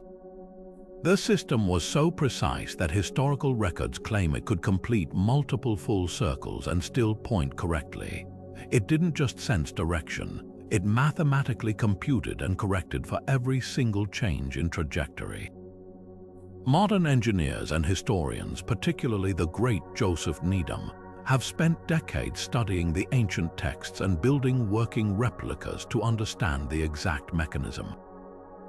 These reconstructions confirm that the described system is not only possible but remarkably accurate. The precision required in crafting the wooden gears, their tooth count, size, and alignment was extraordinary. A single miscalculation in the gear ratio would have resulted in a cumulative error, sending the pointer drifting aimlessly after a few turns. The success of the south-pointing chariot is a testament to the incredibly high level of Chinese mechanical engineering and their deep, practical understanding of mathematics and physics. This invention stands in fascinating contrast to the magnetic compass, which was also being developed in China around a similar time. The compass was a revolutionary tool, but it could be unreliable, especially when near large metal objects or during periods of magnetic disturbance. The south-pointing chariot had no such vulnerabilities. It was a completely self-contained system, immune to external interference, deriving all its intelligence from the pure, predictable logic of mechanics. It was, in essence, a physical algorithm made of wood and bronze. It represents a different path to the same goal, a path of absolute mechanical certainty, a perfect machine that tirelessly performed its single, sacred duty, turning every journey into a procession aligned with the cosmic order of the empire itself. But if the south-pointing chariot represents a peak of ancient mechanical intelligence, our next discovery reveals a sophistication of a far more intimate and visceral kind, one that moved from the battlefield and into the human body itself.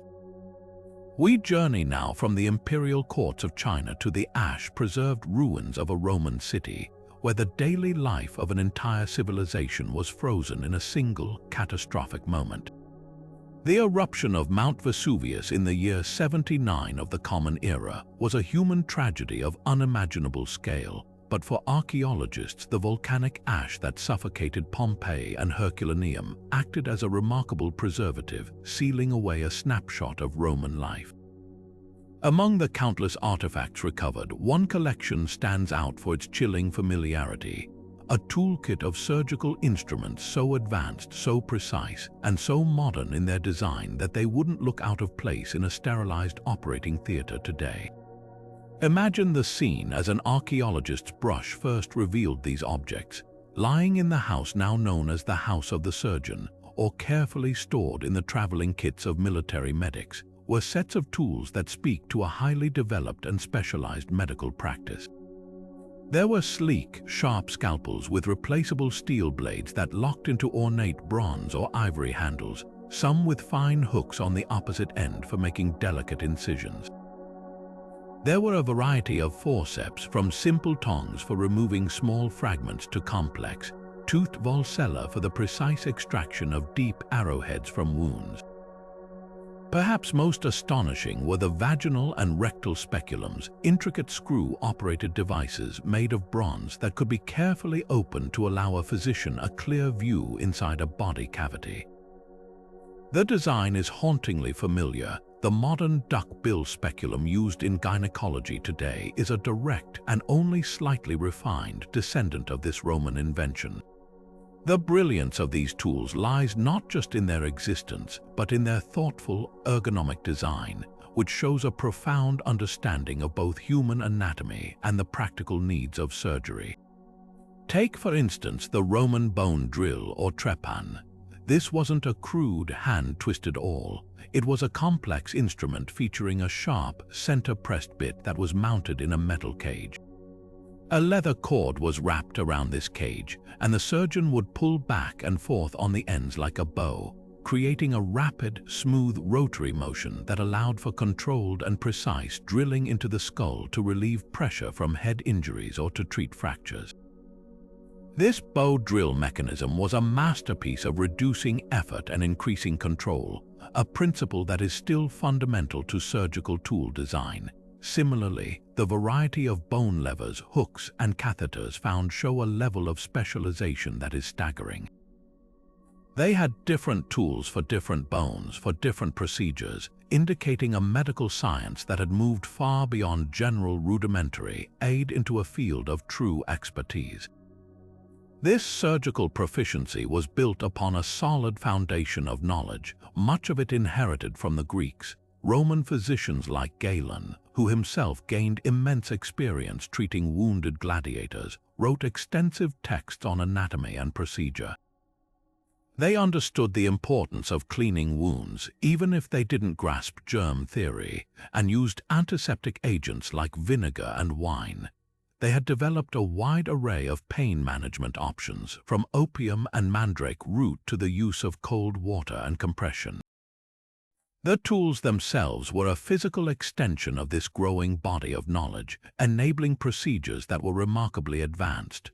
Romans performed cataract surgery, using a fine needle to push the clouded lens out of the field of vision. They carried out cosmetic surgeries, repaired hernias, and even attempted rudimentary dental work. The presence of these intricate instrument kits in a prosperous city like Pompeii suggests that skilled, professional surgeons were an established and accessible part of Roman urban life, not just relegated to the battlefield. And then it all vanished, with the slow collapse of the Roman Empire and the descent into the so-called Dark Ages. This vast repository of medical knowledge and technological craftsmanship was largely lost to Europe. The centralized economy that produced such high-quality metalwork disintegrated. The organized training of surgeons faded away. The sophisticated texts of Galen and others were preserved not in the West, but in the libraries of the Islamic world, where physicians like al-Zarawi would later build upon them to create their own medical encyclopedias. In Europe, for centuries, surgery regressed into a dangerous and crude craft, often performed by itinerant barbers with unsterilized tools and little anatomical knowledge. The complex, screw-operated speculum was replaced by far more primitive instruments.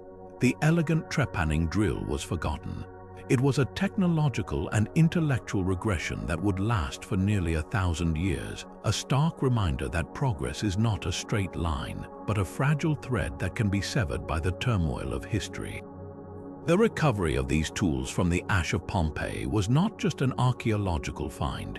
It was a rediscovery of a lost standard of care, a glimpse of a path toward medical science that was abandoned and had to be painfully, slowly relearned from scratch.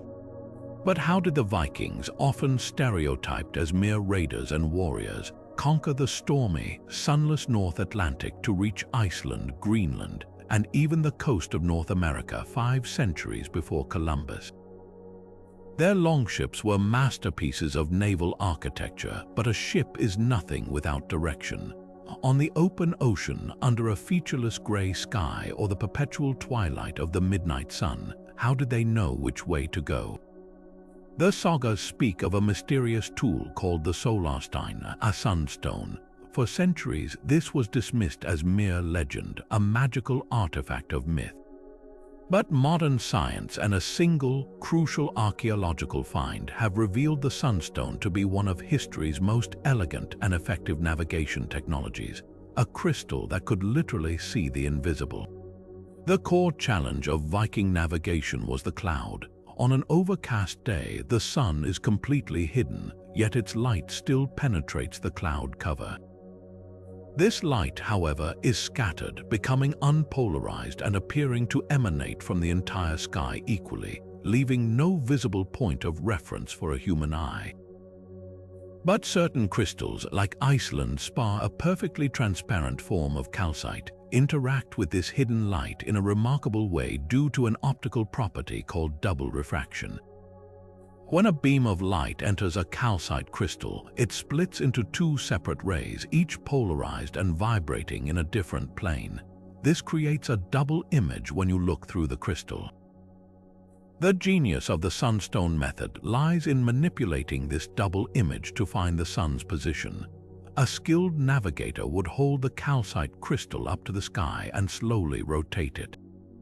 As they turned it, the 2 overlapping images of the sky visible through the crystal would change in relative brightness. At the specific angle where the polarization of the sky, which forms a symmetrical pattern around the hidden sun, aligns with the crystal's optical axis, the 2 images will appear to have exactly the same intensity. When this balance is achieved, the crystal is now pointing directly toward the sun, even if it's completely obscured by cloud or just below the horizon during twilight. It's not magic, it's a sophisticated optical instrument that decodes the hidden polarization patterns of daylight that our eyes are simply not built to see. For a long time, this remained a compelling but unproven theory. Then, in 2002, a team of archaeologists investigating the wreck of an Elizabethan warship that sank off the coast of Alderney in 1592 made a stunning discovery. Among the navigational equipment was a small, whitish chunk of crystal. Initially overlooked, it was later identified as a piece of Iceland spar.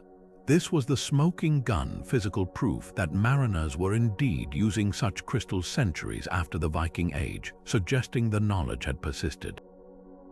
Furthermore, modern experiments have put the theory to the test with spectacular results. In one notable study, a team of researchers used a calibrated calcite crystal to take bearing measurements on the sun while it was below the horizon. The results were accurate to within a single degree, a level of precision that is more than sufficient for open ocean navigation. This technology explains the Vikings' incredible seafaring prowess. A navigator could have used the sunstone to take a reliable fix on the sun's position several times a day, even in poor weather. This bearing could then be cross-referenced with their deep knowledge of seabird behavior, wave patterns, water temperature, and the stories passed down in the sagas. It provided a critical, objective data point in an otherwise subjective and perilous journey. With this crystal, a Viking ship was never truly lost. They could confidently sail across hundreds of miles of open ocean, their course guided by a tangible reading of a hidden star, a tool that transformed the vast, terrifying emptiness of the North Atlantic into a chartable highway to a new world. Yet the Antikythera Mechanism, as revolutionary as it was far from an isolated miracle. It represents the pinnacle of a much broader tradition of ancient mechanical engineering, a world of intricate gears and simulated realities that classical texts hint was more widespread than we once believed. To fully grasp the shock of the Antikythera discovery, we must venture beyond that one salvaged device and into the lost workshops of geniuses like Archimedes, where the line between astronomy and automation was beautifully blurred. The most famous of these lost marvels was Archimedes' own planetarium, a device so astonishing it was said to have been brought to Rome as a prized war trophy after the sack of Syracuse. The Roman writer Cicero, who saw it a century later, described it in awe.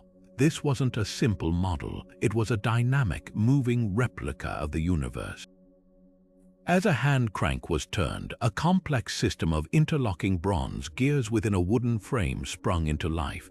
The Sun, Moon, and 5 known planets, all represented by small spheres, moved across the device with a precision that mirrored their actual celestial motions. It could demonstrate the phases of the Moon, the irregular wanderings of the planets against the fixed stars, and it even predicted solar and lunar eclipses. Witnesses were stunned that Archimedes had seemingly captured the cosmos itself inside a box. The engineering principles behind it were undoubtedly a more advanced ancestor of the same differential gearing found in the Antikythera Mechanism, a system for translating perfect circular motion into the imperfect, elliptical orbits we observe in the night sky. But Archimedes was not alone in this mechanical pursuit. Centuries earlier, the philosopher Plato himself is said to have designed a simple water-powered planetarium to illustrate the motions of the heavens to his students. Later, the inventor Posidonius built another famed orrery, a device Cicero claimed so accurately depicted the daily rhythm of the sun, moon, and planets that it was like watching the real thing. These weren't just toys for the wealthy, they were profound philosophical tools. For Greeks who believed the heavens were a realm of perfect, divine order, these machines were an attempt to physically manifest that perfection on Earth. They were a bridge between the abstract mathematics of the cosmos and the tangible world of human understanding, proving that the universe operated on logical, mechanical principles that could be understood, replicated, and even held in your hand. The gear systems at the heart of these devices were their true genius. Ancient gearwork wasn't the crude, sparse technology we might imagine. Surviving examples and texts point to the sophisticated use of lantern gears, which used pins instead of teeth, and complex trains of gears with prime numbers of teeth to create specific, mathematically precise ratios.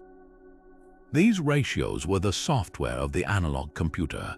A gear with 64 teeth driving another with 38 teeth might accurately model the moon's cycle, while a different pairing could replicate the relationship between the sun and Earth. By linking these gear trains together, the ancient engineers could create a single input, the turn of a crank, that produced a symphony of outputs, each celestial body moving at its own correct, predetermined pace. This was computation in its purest, most physical form. The calculation of time and position was performed not with silicon, but with bronze. The tragedy, of course, is that almost all of it is gone. These devices were incredibly valuable, made from materials that were perpetually in demand for weapons and coinage. Over the centuries, they were almost certainly melted down for their bronze, their intricate gears reduced to raw material. The knowledge required to build them, passed down through small, specialized artisan guilds, evaporated as those guilds dissolved amid the political and economic collapse of the ancient world. The written texts that detailed their construction, perhaps written by Archimedes himself, were lost to fire, decay, or simply ceased to be copied as the intellectual priorities of society shifted. The Antikythera Mechanism only survived because it was shipwrecked and lost at sea, hidden from the recyclers' furnaces. This loss represents one of history's most captivating alternative timelines. The Greeks had all the fundamental components for a computational revolution. They had the mathematics, they had the metallurgy, and they had the conceptual genius. What they lacked was the social and economic imperative to scale this technology beyond magnificent one-off demonstrations for the elite. There was no industrial revolution waiting to harness this mechanical knowledge for mass production or widespread data processing. So this path was abandoned, and the seed of the computer age lay dormant for over a millennium.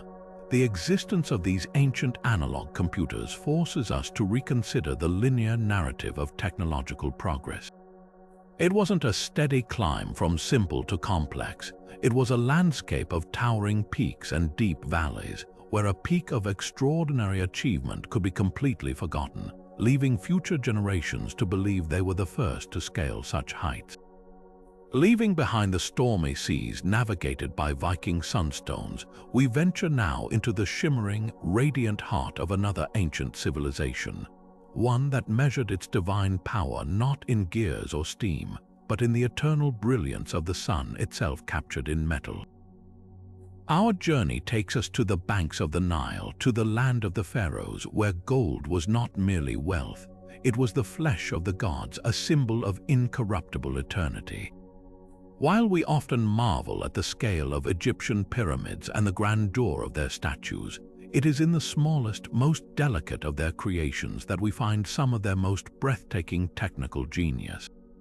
The ancient Egyptians were not just miners of gold, they were its absolute masters, developing a suite of purification and working techniques so advanced that they would not be rivaled in Europe for over 1,000 years after the fall of Rome. The first challenge for Egyptian metallurgists was transforming raw, impure gold wrested from riverbeds and quartz veins into the divine, unwavering yellow metal that was their ideal. They developed a remarkably sophisticated purification process that combined careful observation with clever chemistry. The most common method was salt cementation. They would take finely crushed gold ore, often mixed with silver and other base metals, and combine it in a ceramic pot with common salt, sodium chloride, and powdered brick dust, which was rich in silica. This mixture was then heated in a furnace for several days. During this prolonged heating, the salt would break down and react with the silver impurities in the gold, forming silver chloride. This compound, being volatile, would either vaporize away or be absorbed into the porous brick dust flux, which acted like a sponge, soaking up the impurities and leaving behind a button of vastly purified gold at the bottom of the crucible.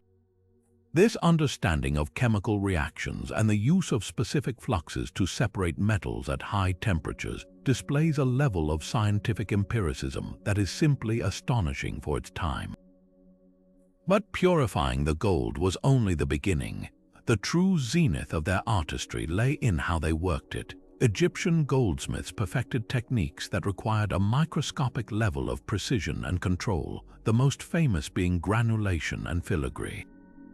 Granulation is the process of decorating a gold surface with tiny, perfectly spherical grains of gold, often arranged in intricate geometric or figurative patterns. The mystery of how they achieved this has puzzled modern jewelers for centuries. How did they create these minuscule, perfectly round grains, and more importantly, how did they attach them without any visible solder to ruin the delicate effect? The process was a masterpiece of nanoscale manipulation long before the term existed. To create the grains, the smiths would place clippings of gold dust or fine wire into a crucible filled with powdered charcoal. When heated, the surface tension of the molten gold would pull the fragments into perfect little spheres as they rolled in the charcoal powder. Attaching them was the real magic. They did not use a separate solder. Instead, they employed a technique called colloidal hard soldering. They would make a paste from copper salts, glue from plant sap, and water, and use this to temporarily fix the tiny grains in their precise pattern on the gold base object.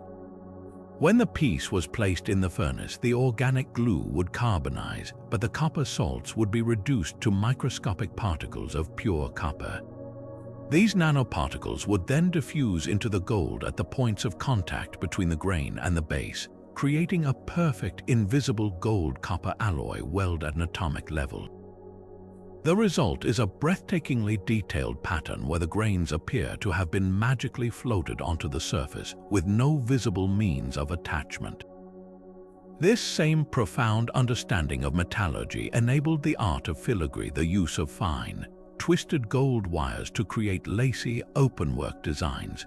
They would draw gold wire through ever smaller holes in a draw plate, a painstaking process that required immense skill to avoid breaking the wire.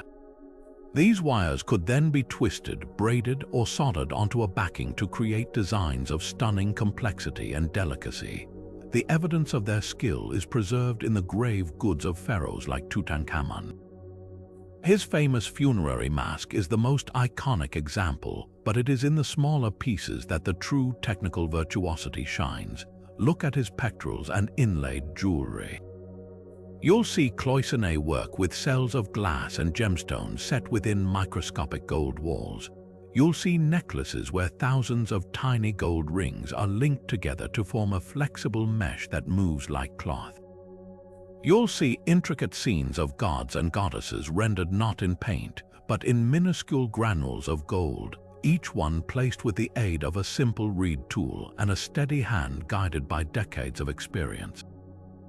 This was not merely decorative art, it was a technological language. The ability to manipulate gold at this scale was a direct manifestation of divine power and royal authority.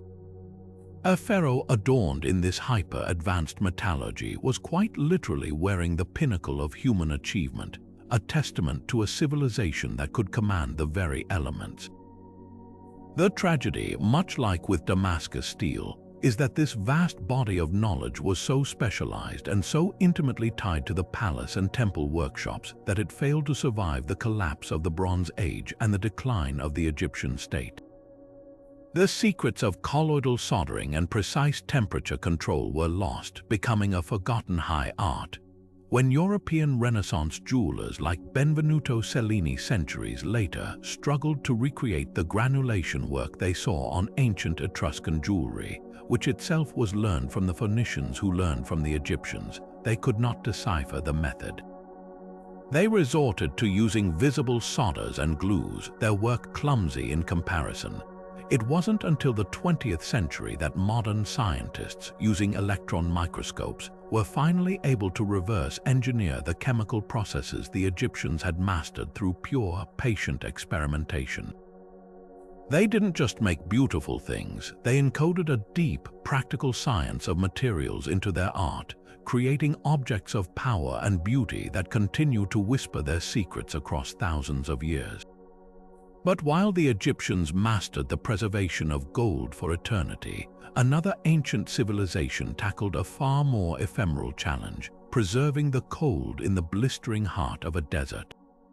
We journey now from the workshops of the Nile to the vast, arid plains of ancient Persia, where engineers confronted a problem that seems like a logical impossibility: how to create and store ice in the middle of a scorching summer.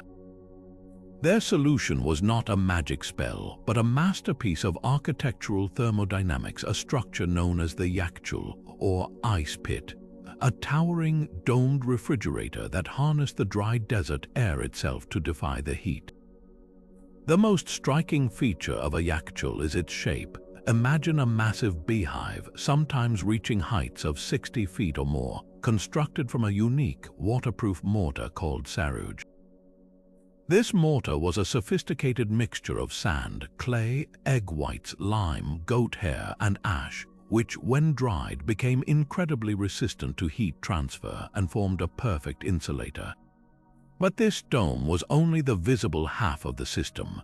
Below it lay a deep, massive underground storage chamber, often descending 30 feet or more into the earth, which acted as a natural thermal mass, buffering against the temperature swings of the surface. The entire complex was often situated near a qanat or underground aqueduct, which provided a reliable source of water, the essential ingredient for making ice. The process of ice making began on the coldest of winter nights. Channeled water from the qanat was directed into shallow, shaded pools or trenches adjacent to the yachtule. Here, under the clear, starry desert sky, a fascinating thermodynamic principle took over: radiative cooling. The still water would radiate its thermal energy out into the atmosphere, and because the air was so exceptionally dry, evaporation would further sap heat from the pools. On nights when the air temperature dipped just below freezing, this combination could actually freeze the water into thin sheets of ice, even if the ambient temperature was a few degrees above zero. The Persians had intuitively grasped that effective temperature is not just what the air feels like, but a combination of factors including humidity and radiative heat loss. But the true genius of the yachtule was its year-round function as a storage facility. Workers would harvest the thin sheets of ice and broken chunks from the pools and transport them down into the massive subterranean pit. The structure's design then took over to maintain this frozen reservoir. The thick, insulating walls of saruj prevented outside heat from seeping in. More ingeniously, many yachtul's were equipped with badgers or wind catchers, those ancient Persian air conditioning towers that captured even the faintest breezes. These wind catchers would funnel cool air down into the depths of the storage chamber. Meanwhile, the conical shape of the dome above ground allowed any warm air that did accumulate inside to rise and escape through a vent at the very top. This created a continuous, passive convection current, constantly flushing the chamber with cool, dry air and venting any warmth. The system was a perfectly balanced ecological machine, requiring no moving parts or external power, only a deep understanding of physics.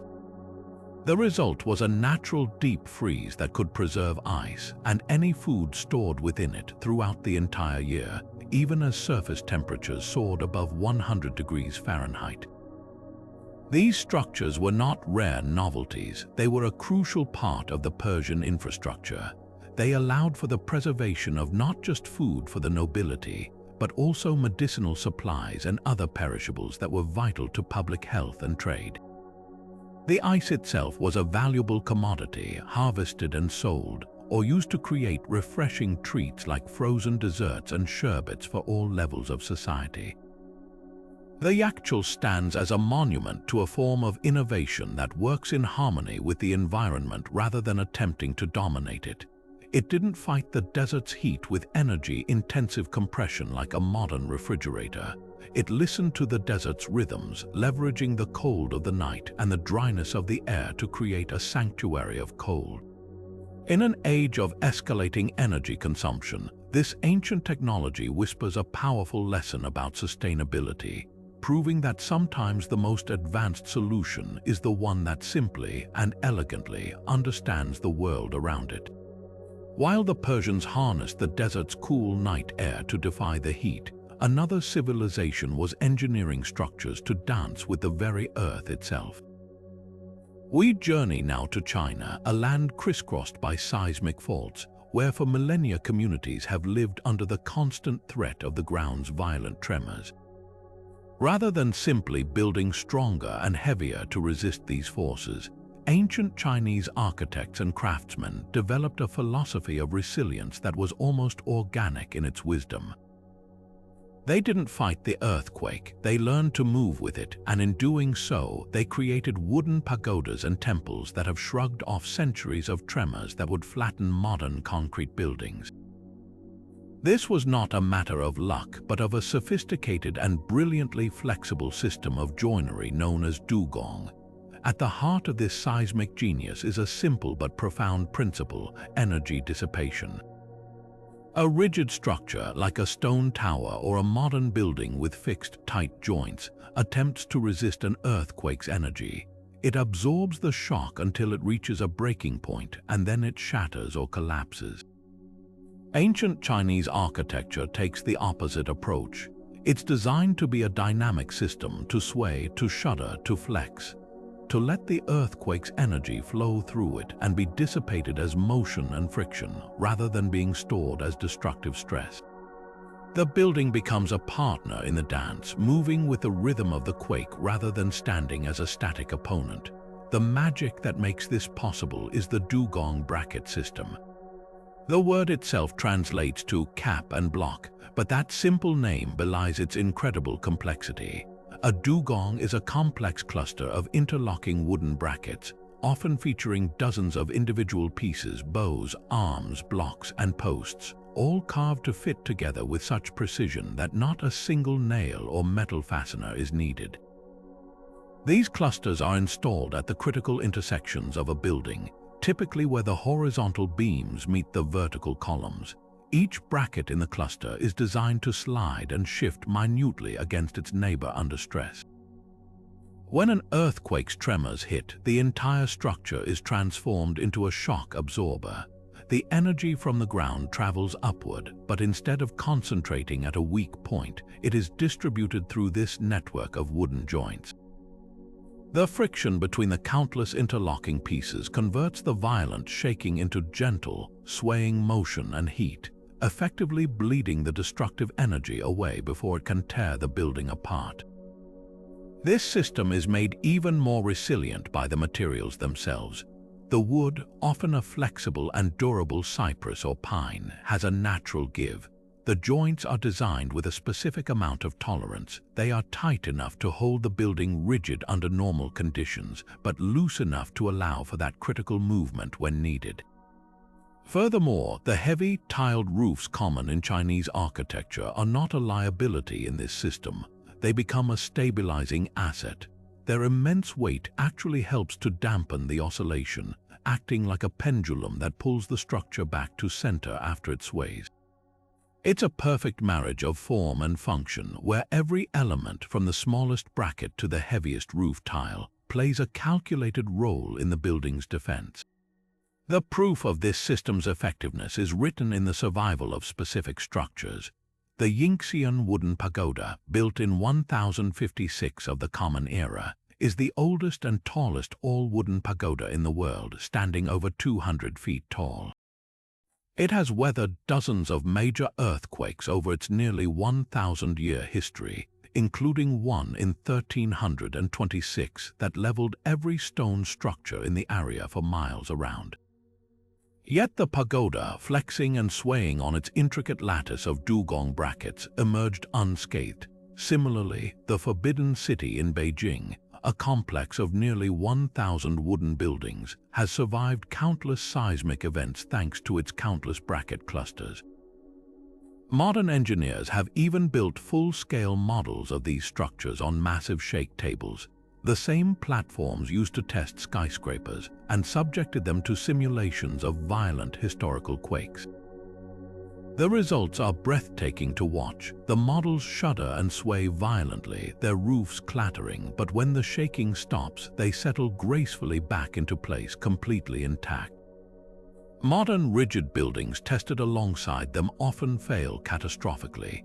This ancient technology is now a major field of study for contemporary architects and seismic engineers around the world.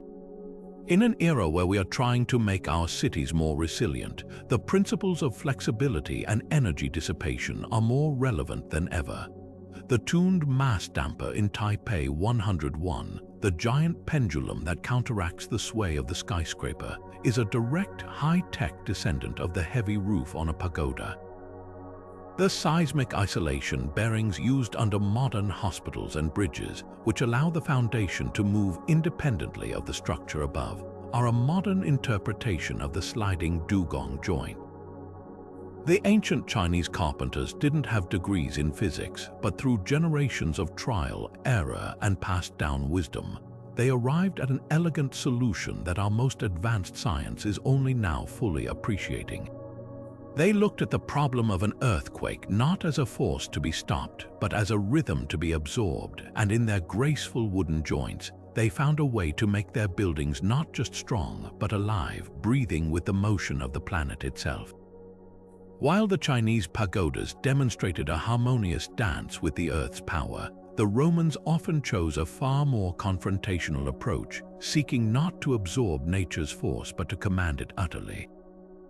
If we want to see this philosophy at its most brutally ambitious, we need to look not at their cities, but at their mines specifically, their quest for gold on the fringes of the empire. In a region of northwestern Spain known as Los Medulas, the landscape looks like something from another planet, a breathtaking, surreal vista of red, jagged pinnacles and deep, empty gorges. This is not a natural formation. It is the scarred remnant of the largest open-cast gold mine in the entire Roman Empire, a site where they didn't just dig for gold, they used water as a liquid weapon to literally tear down mountains. This was hydraulic mining, or ruina montium, the wrecking of the mountains, and its scale and sophistication would not be seen again until the industrial dredges of the California gold rush 18 centuries later. The entire operation was a logistical marvel that began miles away from the actual mine. The first challenge was water, and lots of it. Roman engineers mapped the surrounding mountains and built an extensive network of aqueducts to capture water from streams and rivers. But these weren't the gentle, graded aqueducts that supplied cities. These were massive, purpose-built channels designed to deliver a torrent. This network, stretching over 100 kilometers, funneled water into huge storage reservoirs dug into the hilltops above the gold-bearing deposits. The scale was staggering. They built these reservoirs to hold millions of gallons of water, creating a potential energy battery waiting to be unleashed on the landscape below. The actual mining process was a controlled catastrophe. The gold they sought wasn't in easy-to-find veins. It was microscopic dust scattered within the soft, clay-like sediment of the mountains. To get it out, the Romans developed a method of breathtaking audacity. They would first tunnel deep into the heart of a mountain, carving out a labyrinth of narrow galleries and chambers, carefully shoring them up with timber. This honeycombing weakened the entire internal structure. Then, on a signal, the engineers would open the sluice gates from the hilltop reservoirs. A colossal wave of water would thunder down specially constructed channels and be directed straight into this network of tunnels. The force of the water would explosively collapse the mountain from the inside out, liquefying the entire hillside into a raging mudslide of debris, water, and, critically, gold. But the engineering didn't stop with the avalanche. The real genius was in the separation process. This slurry of mud and rock was then channeled through a vast, pre-constructed system of sluices that cascaded down the mountainside. These sluices weren't simple trenches, they were sophisticated sorting machines. They featured a series of downward steps and lateral channels lined with water-loving vegetation like gorse bushes. The heavier gold particles, freed from the clay by the violent erosion, would settle out in these traps caught by the branches and the eddies created by the design.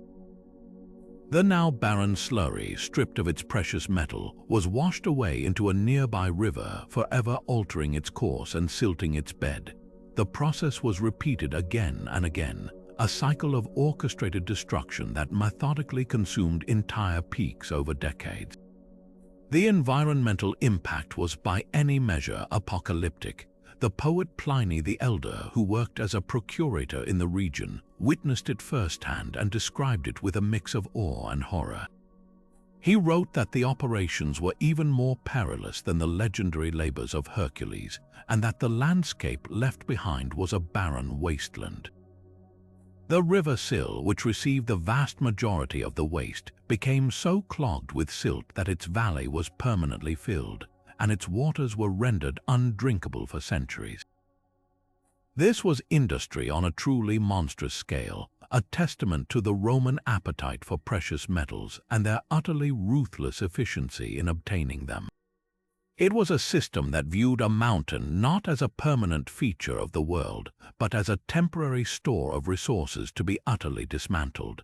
The haunting beauty of Los Medulas today is a monument to this relentless drive, a stark reminder that ancient ingenuity wasn't always used for creation. Sometimes, its most impressive displays were in the service of calculated, overwhelming destruction. Yet for all the grand, earth-shifting scale of Roman mining, some of history's most astonishing medical breakthroughs were being perfected with nothing more than delicate blades and profound insight, not to move mountains but to mend the human body. We travel now from the barren, red scars of Los Medulas to the fertile banks of the Ganges River in ancient India, around 600 years before the Common Era. Here, in a world of deep spiritual and intellectual ferment, a physician named Sushruta composed a text that would become the cornerstone of medical knowledge for millennia. The Sushruta Samhita is far more than a historical curiosity. It is a detailed surgical encyclopedia that describes procedures of such complexity and foresight that they would not be rediscovered or accepted in the West for over 2,000 years. Sushruta's work is astounding in its systematic approach. He didn't just list ailments, he laid out a comprehensive curriculum for training surgeons, emphasizing practical, hands-on experience. His text begins with a startlingly modern directive. A student must first master anatomy on a cadaver. But since religious custom forbade dissection, Sushruta devised a brilliant and macabre workaround. He instructed his pupils to take a dead body and place it in a basket in a secluded spot in a river. After allowing the water to gently decompose and soften the tissues for several days, the student would then carefully use a brush made of grass roots to gently scrub away the softened tissues, layer by layer, exposing and studying the anatomy within. This methodical, tactile exploration provided a foundational understanding that was utterly unique for its time. This knowledge was then applied with breathtaking skill, most famously in the field of reconstructive plastic surgery. The most common reason for this surgery, as described by Sushruta, was the punishment of nose amputation, a common penalty for crimes like adultery. The loss of a nose was not just a cosmetic disaster, it was a profound social and physical stigma. Sushruta's solution was a procedure called a forehead flap rhinoplasty, a technique so elegant and effective that a modern surgeon would recognize its principles immediately. His description is chillingly precise. He instructs the surgeon to first cut a leaf to the size and shape of the missing nose. This template is then placed on the patient's cheek, and a pedicle of skin, still attached to the cheek and rich with blood vessels, is carefully cut and lifted. But Sushruta knew the cheek skin was too thin. His true genius was in the next step, taking a flap of skin from the patient's forehead, which was thicker and more suitable. This flap, also left attached at the bridge of the nose to ensure a continuous blood supply, was then twisted down and sutured into place to form the new nose. Small tubes made of leaves or wood were inserted into the new nostrils to keep them open during healing. The result was a functional, living nose sculpted from the patient's own flesh. This very procedure, now known as the Indian method, was brought back to Europe by British surgeons in the 18th century, revolutionizing Western plastic surgery after they witnessed its successful practice in India. But Sushruta's brilliance extended far beyond the face. He described over 125 different surgical instruments, many of which have direct counterparts in a modern operating room. These were not crude tools, they were meticulously designed for specific tasks. He had speculums for examining bodily orifices, different types of forceps for grasping and extracting, and a vast array of scalpels, probes, and needles. His classification of these tools based on their function shows a mind that was systematically organizing the world of surgery. He even described the ideal qualities of a surgeon: a light-handed touch, clean nails, sharp intellect, and a courageous heart. His surgical repertoire was staggeringly diverse. The Sushruta Samhita provides what is likely the first recorded description of cataract surgery. Sushruta called it couching. The patient would be seated facing the surgeon, who would use a sharp, needle-like instrument called a jabamukhi salaka. After carefully stabilizing the eye, the surgeon would make a precise puncture. Then use the flat side of the needle to gently push the clouded lens downward and out of the field of vision, restoring the patient's sight by allowing light to once again enter the eye unobstructed.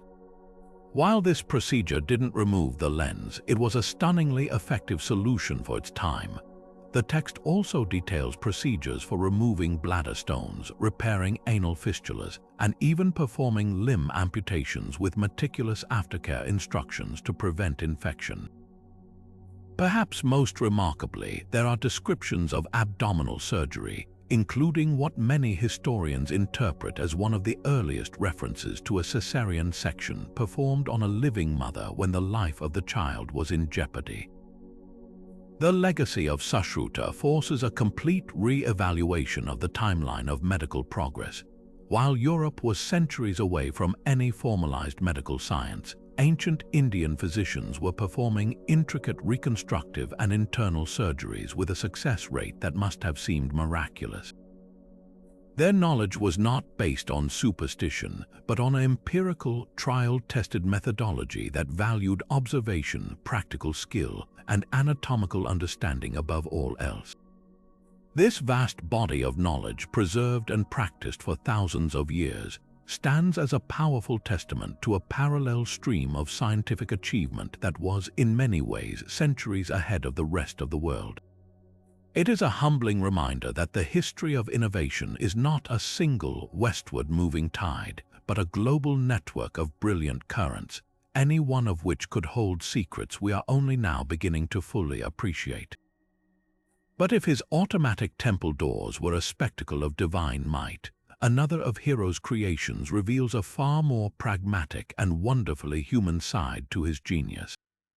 Picture this: you're a weary traveler in 1st century Alexandria, entering a temple to make an offering. You're thirsty, and a basin of holy water is provided for ritual purification. But how does the temple ensure that everyone takes only a small, fair amount, and not an entire jugful for the road? The solution wasn't a watchful priest, but a machine, a bronze vessel that, for the price of a single coin, would offer you a measured dose of sanctity. This was Hero's vending machine, the first of its kind, and its operating principle was a masterclass in simple, automated commerce. Hero described the device in his work Pneumatica, and its design is a marvel of intuitive mechanics. The machine consisted of a large, sealed vessel filled with holy water mounted on a sturdy pedestal. At the top was a slot perfectly sized for the specific bronze coin used in the temple. This slot was part of a delicate lever arm balanced like a seesaw. When a worshipper inserted their coin, it would drop onto the short end of this lever. The weight of the coin, however small, was enough to tip the balance. As the weighted end descended, the opposite end of the lever rose. Attached to this rising end was a plug, like a cork, that was lifted just momentarily out of a spout at the base of the vessel. This was the magic moment. With the plug removed, water would rush out of the spout into a waiting cup, but the transaction was perfectly timed. The moment the coin slid off the lever and into a collection box below, the balance was restored. The lever arm would snap back to its original position, pulling the plug down and sealing the spout, instantly cutting off the flow of water. The entire cycle was automatic, instantaneous, and foolproof. The purpose was brilliantly practical. In a busy temple, it prevented waste and ensured the holy water wasn't depleted by a few greedy individuals. It was a self-regulating system that required no supervision, functioning on the honor system but enforcing fairness through physics. The worshipper received a standardized amount of water every single time, a perfect dose for their ritual. It was, in essence, an early form of rationing, but one that felt like a magical interaction rather than a restrictive rule. For the user, it must have been a moment of pure delight, the clink of the coin, the sudden gush of water, and the satisfying conclusion as the flow stopped right on cue. It turned a mundane act into a small, engaging spectacle. Modern engineers and history enthusiasts have built countless working replicas of Hero's design, and they work flawlessly. These reconstructions prove it wasn't just a theoretical idea scribbled in a book. It was a fully functional, deployable piece of technology. The precision required in balancing the lever arm and crafting the plug and spout mechanism shows a deep understanding of weight, leverage, and fluid dynamics. This wasn't a complex steam engine, it was a perfectly calibrated feedback system. A specific input, the coin, triggered a specific, limited output, the water. It's the fundamental principle behind every vending machine that has followed, from snack dispensers to ticket kiosks. Hero had invented the concept of paid, automated distribution 17 centuries before it would become a staple of the modern world. What makes this invention so profoundly resonant is its humanity. While the automatic doors were about awe and the steam engine was about philosophical wonder, the vending machine was about solving a simple, everyday problem with elegance and fairness. It speaks to a world that was thinking about resource management, public access, and automated service in ways we often assume are uniquely modern. In that small temple mechanism, we see the seed of our entire self-service economy, a brilliant answer to the age-old question of how to give a little to everyone without needing someone to always be there to watch. It was technology in service of community, a small bronze box that trusted physics to ensure that everyone received their fair share. Yet while the Romans, Indians, and Greeks were mastering surgery, automation, and materials, an entirely different kind of industrial revolution was quietly brewing in another part of the ancient world, one powered not by human hands or water, but by the very gases simmering deep beneath the earth. We journey now to the Sichuan province of ancient China, to a landscape that would have been unlike any other on Earth over 2,000 years ago. Here, amidst the bamboo forests, Chinese engineers accomplished a feat of resource extraction so advanced that it wouldn't be matched in scale or sophistication in the West until the 19th century. They weren't digging for gold or precious stones. They were drilling for energy, harnessing the invisible power of natural gas on an industrial scale centuries before the term fossil fuel even existed. The driving force behind this incredible endeavor was a humble yet vital commodity: salt. The brine wells of Sichuan were famous for their richness, but boiling off vast quantities of water to extract the salt crystals required a tremendous amount of fuel. Wood was scarce and inefficient for such a massive operation. The solution, however, was bubbling up right beside the brine. The drillers noticed a mysterious, flammable gas often seeped from the same boreholes that brought up the salt water. They called it fire well gas, and they recognized it not as a dangerous nuisance but as a gift from the earth itself, a ready-made fuel source waiting to be tapped. By at least 400 years before the Common Era, and likely even earlier, they had begun the systematic drilling and capture of this natural gas to fuel their salt production, creating an integrated energy industry that is nothing short of astonishing. The technology they developed to achieve this is the true marvel. Their drilling technique, known as percussion drilling, was a masterpiece of repetitive, patient engineering. They would construct towering bamboo derricks, often rising over 150 feet into the air. From the top of this structure, they would suspend a heavy iron drill bit attached to a long, flexible cable made of bamboo fibers twisted together for strength. A team of workers would jump onto a lever, yanking the bit up before releasing it to drop and smash into the earth, over and over again, day after day, month after month. This relentless pounding could eventually chew through solid rock to depths that are almost unbelievable. Historical records and archaeological evidence indicate that some of these wells reached depths of over 4,800 feet, nearly a mile straight down. To put that in perspective, Edwin Drake's famous 1859 oil well in Pennsylvania, often hailed as the first modern well, reached a depth of only 69 feet. But drilling the hole was only half the battle. As they drilled into high-pressure gas pockets, they faced constant danger from blowouts and fires. Their solutions were ingeniously practical. They developed a type of wellhead valve system using bamboo and wood to control the pressure.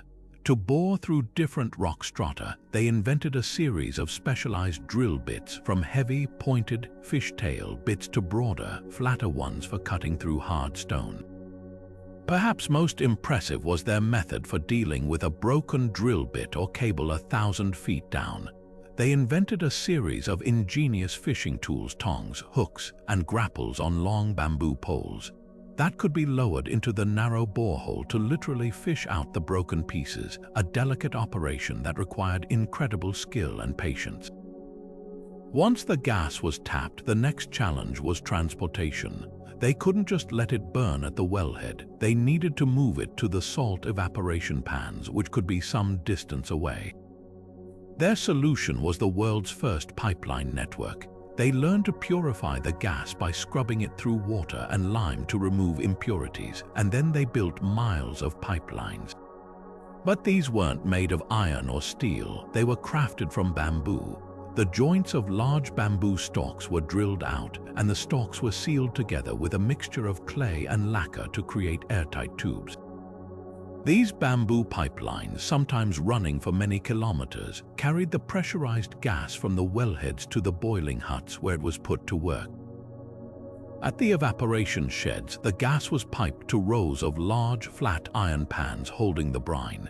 Instead of open flames, which were inefficient and dangerous, the Chinese engineers created primitive burners, ceramic nozzles that allowed the gas to be burned in a controlled, consistent jet of flame.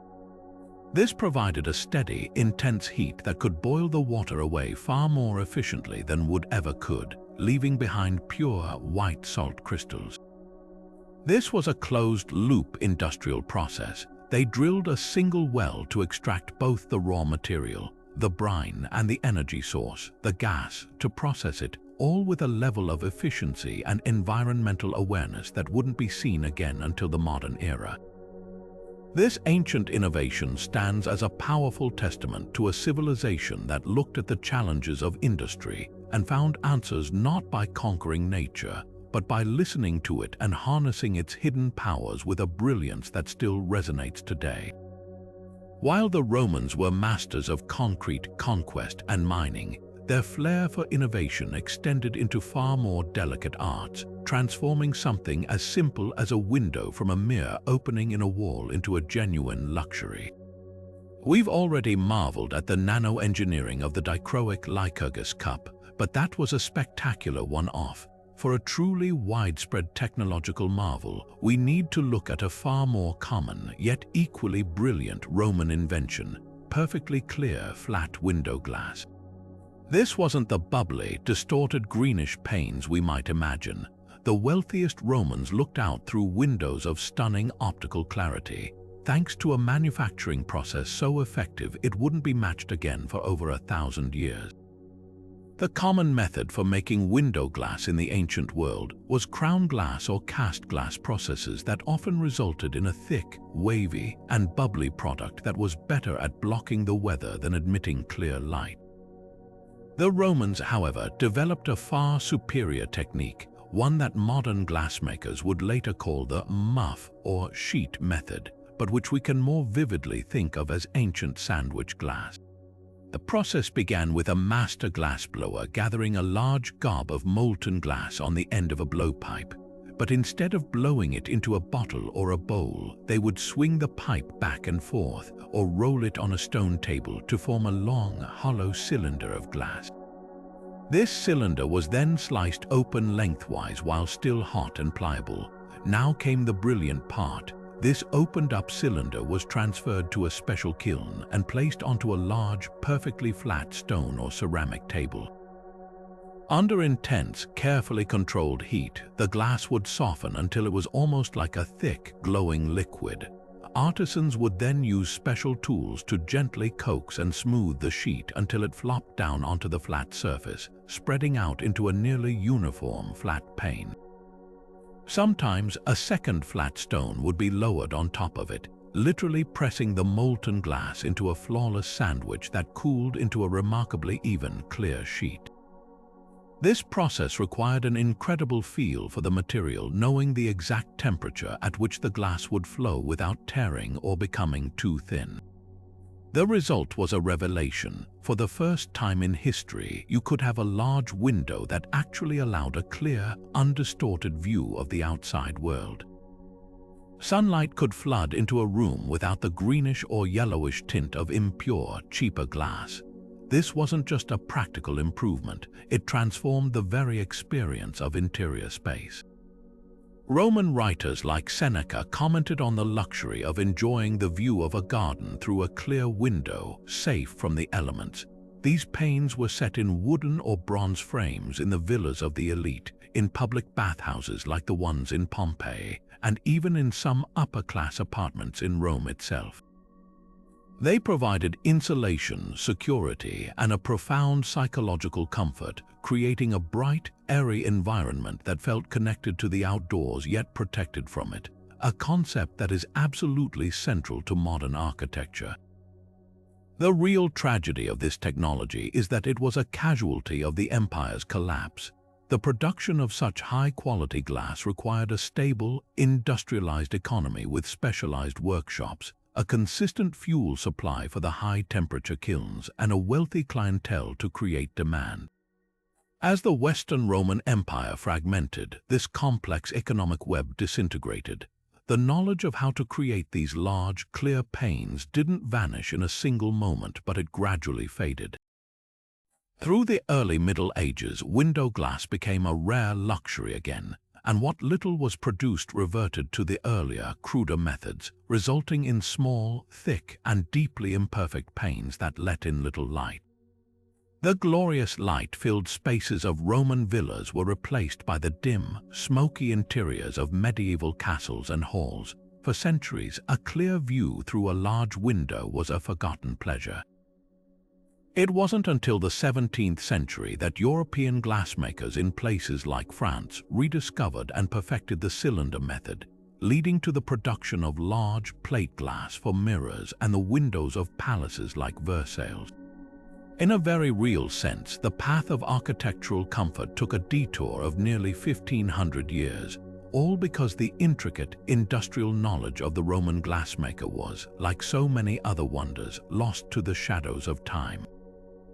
Among the grand temples and bustling marketplaces of ancient Greece, a different kind of monument to efficiency was taking shape, one that moved not with the whims of the wind, but on a path of its own deliberate design.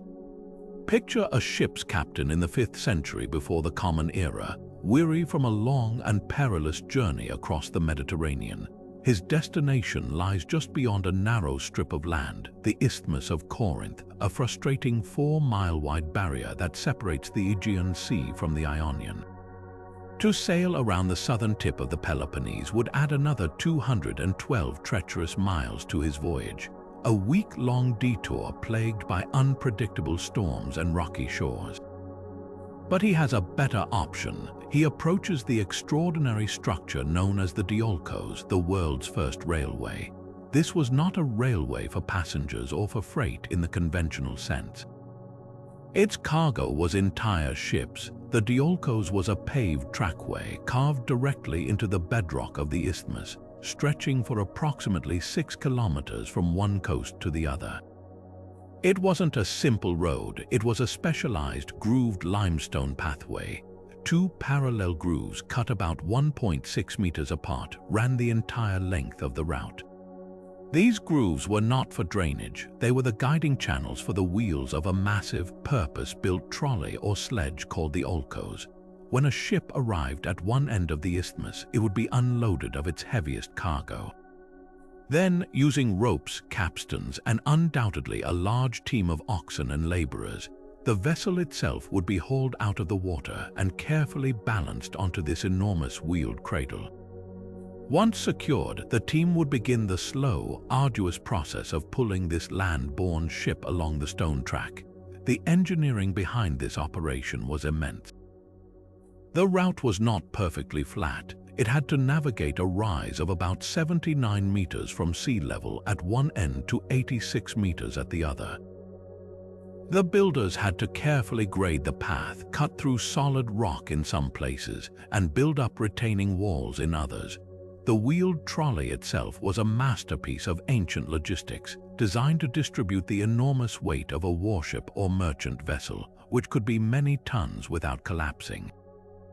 The grooves in the limestone track ensured the wheels stayed on course, preventing a disastrous derailment that would have shattered the vessel's hull. It was a system that required precise coordination, immense manpower, and a deep understanding of physics, friction, and weight distribution.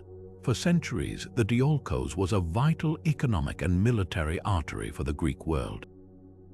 Historical accounts describe how it was used to transport everything from merchant vessels laden with grain and pottery to entire naval fleets. During the Peloponnesian War, the Spartans reportedly used it to quickly move triremes from one sea to the other, avoiding the Athenian navy that patrolled the southern waters. It transformed a geographical obstacle into a strategic shortcut, saving incalculable time, money, and lives. The financial model was just as clever as the engineering. The city-state of Corinth, which controlled the diolkos, charged hefty tolls for its use, turning the isthmus from a barrier into an incredibly lucrative source of revenue. What makes the diolkos so astonishing is its conceptual leap. It wasn't just a road, it was a dedicated guided track for wheeled vehicles, a fundamental principle shared by every modern railway on Earth. While it lacked iron rails and steam locomotives, the core idea was identical: a low-friction, guided path that allows for the efficient movement of heavy loads that would be impossible on a conventional road.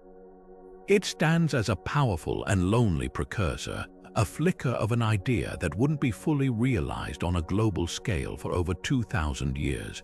The grooves worn into its limestone bed are the silent scars of a forgotten revolution, a testament to an ancient mind that looked at a mountain and a sea and saw not a barrier but a road waiting to be built. But what if the Baghdad Battery wasn't a one-off mystery, but a single, surviving component from a much larger, and now completely lost technological practice? This brings us to our 29th ancient invention, a theory that pushes the boundaries of accepted history into a realm of profound possibility. The idea that ancient Mesopotamians weren't just aware of electrical phenomena, but had developed a practical application for it: electroplating. The core of this controversial theory rests on a compelling marriage between an unexplained artifact and a collection of perplexing objects. We have the Baghdad Battery, which we know can produce a small electric current. And then we have a number of Mesopotamian artifacts, particularly from sites like the Royal Cemetery of Ur, that are made of a less valuable base metal like copper or bronze, but are coated with an exceptionally thin, even, and adherent layer of a precious metal like gold or silver. The conventional explanation for these objects is that they were created using a technique called fire gilding or mercury gilding, where gold is mixed with mercury to form an amalgam, painted onto the object and then heated to vaporize the mercury, leaving behind a layer of gold. The problem is, this process is incredibly dangerous, producing toxic mercury fumes, and it often leaves a microscopically uneven or slightly porous surface. Some of the ancient gilded objects, however, display a coating that is remarkably uniform and flawless, the kind of finish that is far more easily achieved with the gentle, controlled process of electroplating. This is where experimental archaeology enters the picture, turning speculation into a tangible, testable hypothesis. Modern researchers, most notably the German Egyptologist Arne Egebrecht in the 1970s, set out to see if it was actually possible. Using a faithful replica of the Baghdad Battery jar, filled with grape juice as an electrolyte, he connected a series of 10 such cells together to create a higher voltage. He then immersed a silver statuette and a gold anode into the solution. The result was startling. After several hours, the silver object was plated with a thin but very distinct layer of gold. His experiment demonstrated that not only was the basic principle sound, but that the technology available to the Parthians or Sasanians was indeed capable of achieving electrodeposition. Other experimenters have since replicated these results, showing that even a single cell can plate a small object over a longer period, and that using electrolytes like vinegar or citric acid, all commonly available in antiquity, works perfectly well. The implications of this are quite simply staggering. If this theory is correct, it means that the fundamental principle of batteries and electrochemistry was not discovered by Alessandro Volta in 1800, but was instead stumbled upon and utilized over 2,000 years earlier. It suggests that a form of very early, pre-scientific electrical engineering existed, likely within closed guilds of artisans who guarded their secrets fiercely. They wouldn't have understood the physics of electron transfer or oxidation reduction reactions. They would have known it as a magical-seeming recipe, a specific clay jar, a particular metal rod, a certain type of liquid, and a waiting period that could transform a common object into a prized, gilded treasure. Naturally, this theory faces significant and justified skepticism. The biggest hurdle remains the lack of any corroborating evidence beyond the batteries and the plated objects. Where are the wires? Where are the electrodes? Where are the bas-reliefs or cuneiform tablets that describe such a process?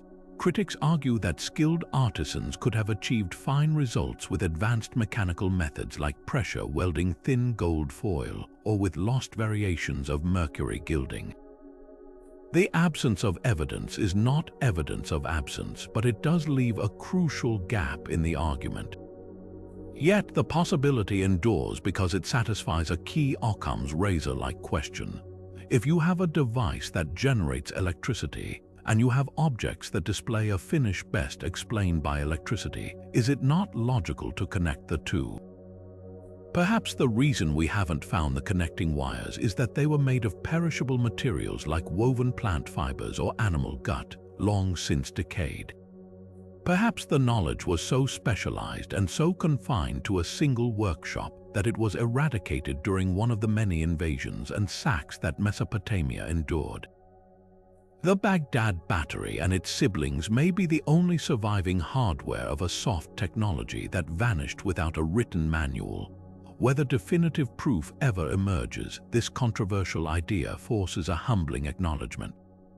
It challenges the linear narrative of scientific progress and opens the door to a more complex, nuanced history where flashes of technical insight could appear, be utilized for a specific purpose, and then vanish back into the shadows for centuries, waiting for a future age to Chinese letter rediscover what was once already known. Yet for all the intricate gearwork of the Antikythera Mechanism and the explosive power of Greek fire, some of the most profound ancient innovations were born from a far more grounded necessity, the relentless human need for resources. To witness this drive at its most spectacularly ambitious, we must travel to the Sichuan province of ancient China over 2,000 years ago.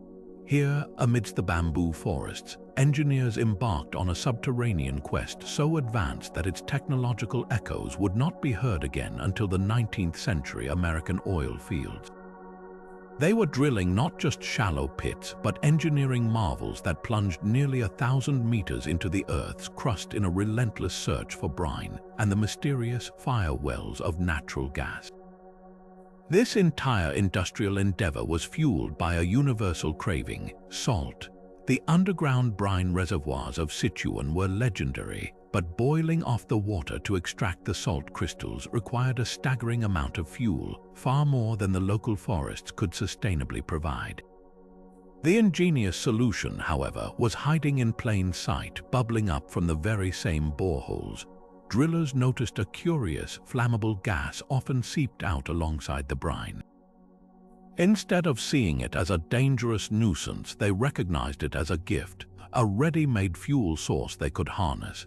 By at least 200 years before the Common Era, they had begun a systematic campaign to tap these resources, creating a fully integrated energy and chemical industry that is nothing short of breathtaking. The technology they invented to reach these depths is the true wonder. Their method, known as percussion drilling, was a masterpiece of patient, repetitive force. They would first construct towering derricks, sometimes rising over 150 feet into the air, all from lashed-together bamboo, a material both incredibly strong and flexible. From the top of this structure, they would suspend a heavy iron drill bit attached to a long, flexible cable made of twisted bamboo fibers. A team of workers would jump onto a lever, much like a seesaw, yanking the bit up before releasing it to drop and smash into the earth. This relentless, pounding rhythm over and over, day after day, month after month, could eventually chew through solid rock to depths that defy belief, with some wells reportedly reaching over 3,000 feet. But drilling the hole was only half the battle. As they penetrated deeper, they faced every modern driller's nightmare: cave-ins, flooding, and blowouts from high-pressure gas pockets. Their solutions were brilliantly innovative. To prevent the soft walls of the borehole from collapsing, they developed advanced bamboo casing. They would lower large hollowed-out tree trunks, joined together and sealed with hemp and lime, down the shaft as they drilled, creating a continuous reinforced tube that protected the borehole from collapse and isolated different underground strata. When a drill bit broke off 1,000 feet down, a catastrophic loss, they didn't abandon the well. They invented a stunning array of fishing tools, intricate hooks and grapples on long bamboo poles that could be lowered into the narrow, dark hole to literally fish out the broken pieces, an operation requiring immense skill and patience. The payoff for this Herculean effort was a dual harvest. First, the brine was pumped to the surface using long bamboo tubes with leather valves at the bottom, a primitive but effective piston pump that brought the salty water to the surface. Then the natural gas was captured. They couldn't just let it burn at the wellhead, they needed to move it. Their solution was the world's first pipeline network. They built miles of pipelines from bamboo stalks, with the joints drilled out and sealed with a mixture of clay and lacquer to make them airtight. This bamboo web carried the pressurized gas to the evaporation sheds. There, the gas was piped to rows of large iron pans holding the brine. The Chinese engineers created primitive burners, ceramic nozzles that allowed the gas to be burned in a controlled, intense jet of flame, boiling the water away with an efficiency that wood could never match. This was a closed-loop system of astonishing sophistication. A single project extracted both the raw material and the energy source required to process it. The scale of this ancient industry is humbling. It required a vast workforce of laborers, engineers, and craftsmen, supported by a complex economy. It represents a peak of organic engineering, using locally available materials like bamboo and lime to solve problems that modern technology would later tackle with steel and concrete. The percussive drilling method developed in Sichuan is the direct ancestor of the cable tool drilling that kicked off the modern oil industry in Pennsylvania.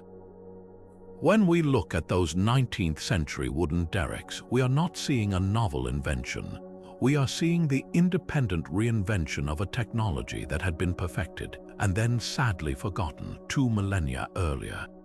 It stands as a powerful monument to a civilization that looked deep beneath the earth and saw not just resources, but a complex engineering puzzle waiting to be solved with patience, brilliance, and bamboo.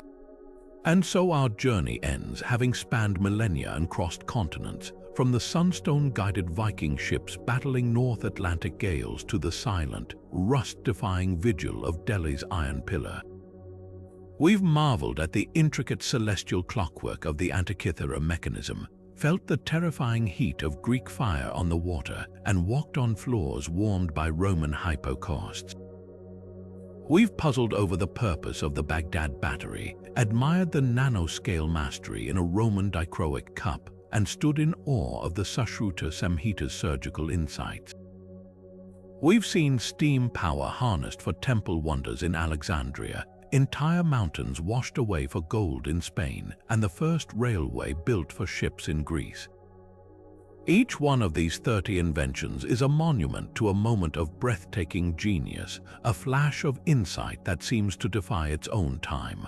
What binds these disparate marvels together is a pattern that should profoundly humble us. Time and again, we see a brilliant concept perfected: a working steam engine, a flawless analog computer, a recipe for stainless iron, only to fade from use, its principles forgotten for centuries. Progress, this timeline screams, is not a straight, unwavering line upward. It is a fragile, flickering flame, vulnerable to the winds of war, social collapse, economic shift, or simply the loss of a single master craftsperson who never passed on their secrets.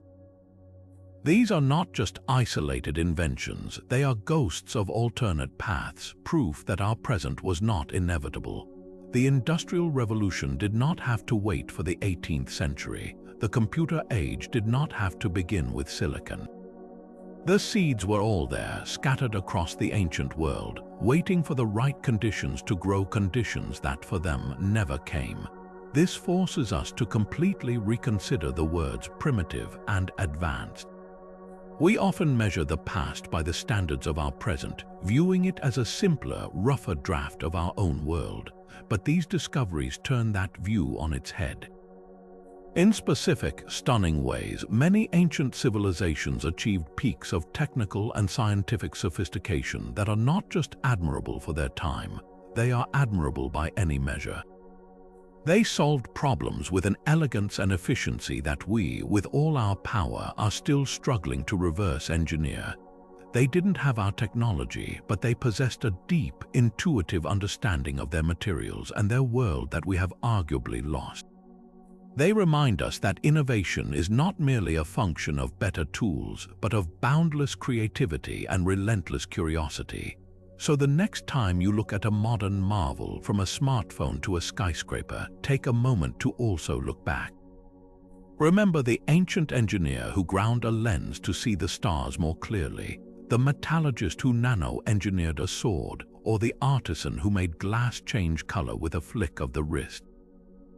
Our world is built not just on the discoveries of the recent past, but on the recovered fragments of a much deeper history, a conversation with geniuses across time whose work we are only now learning to appreciate.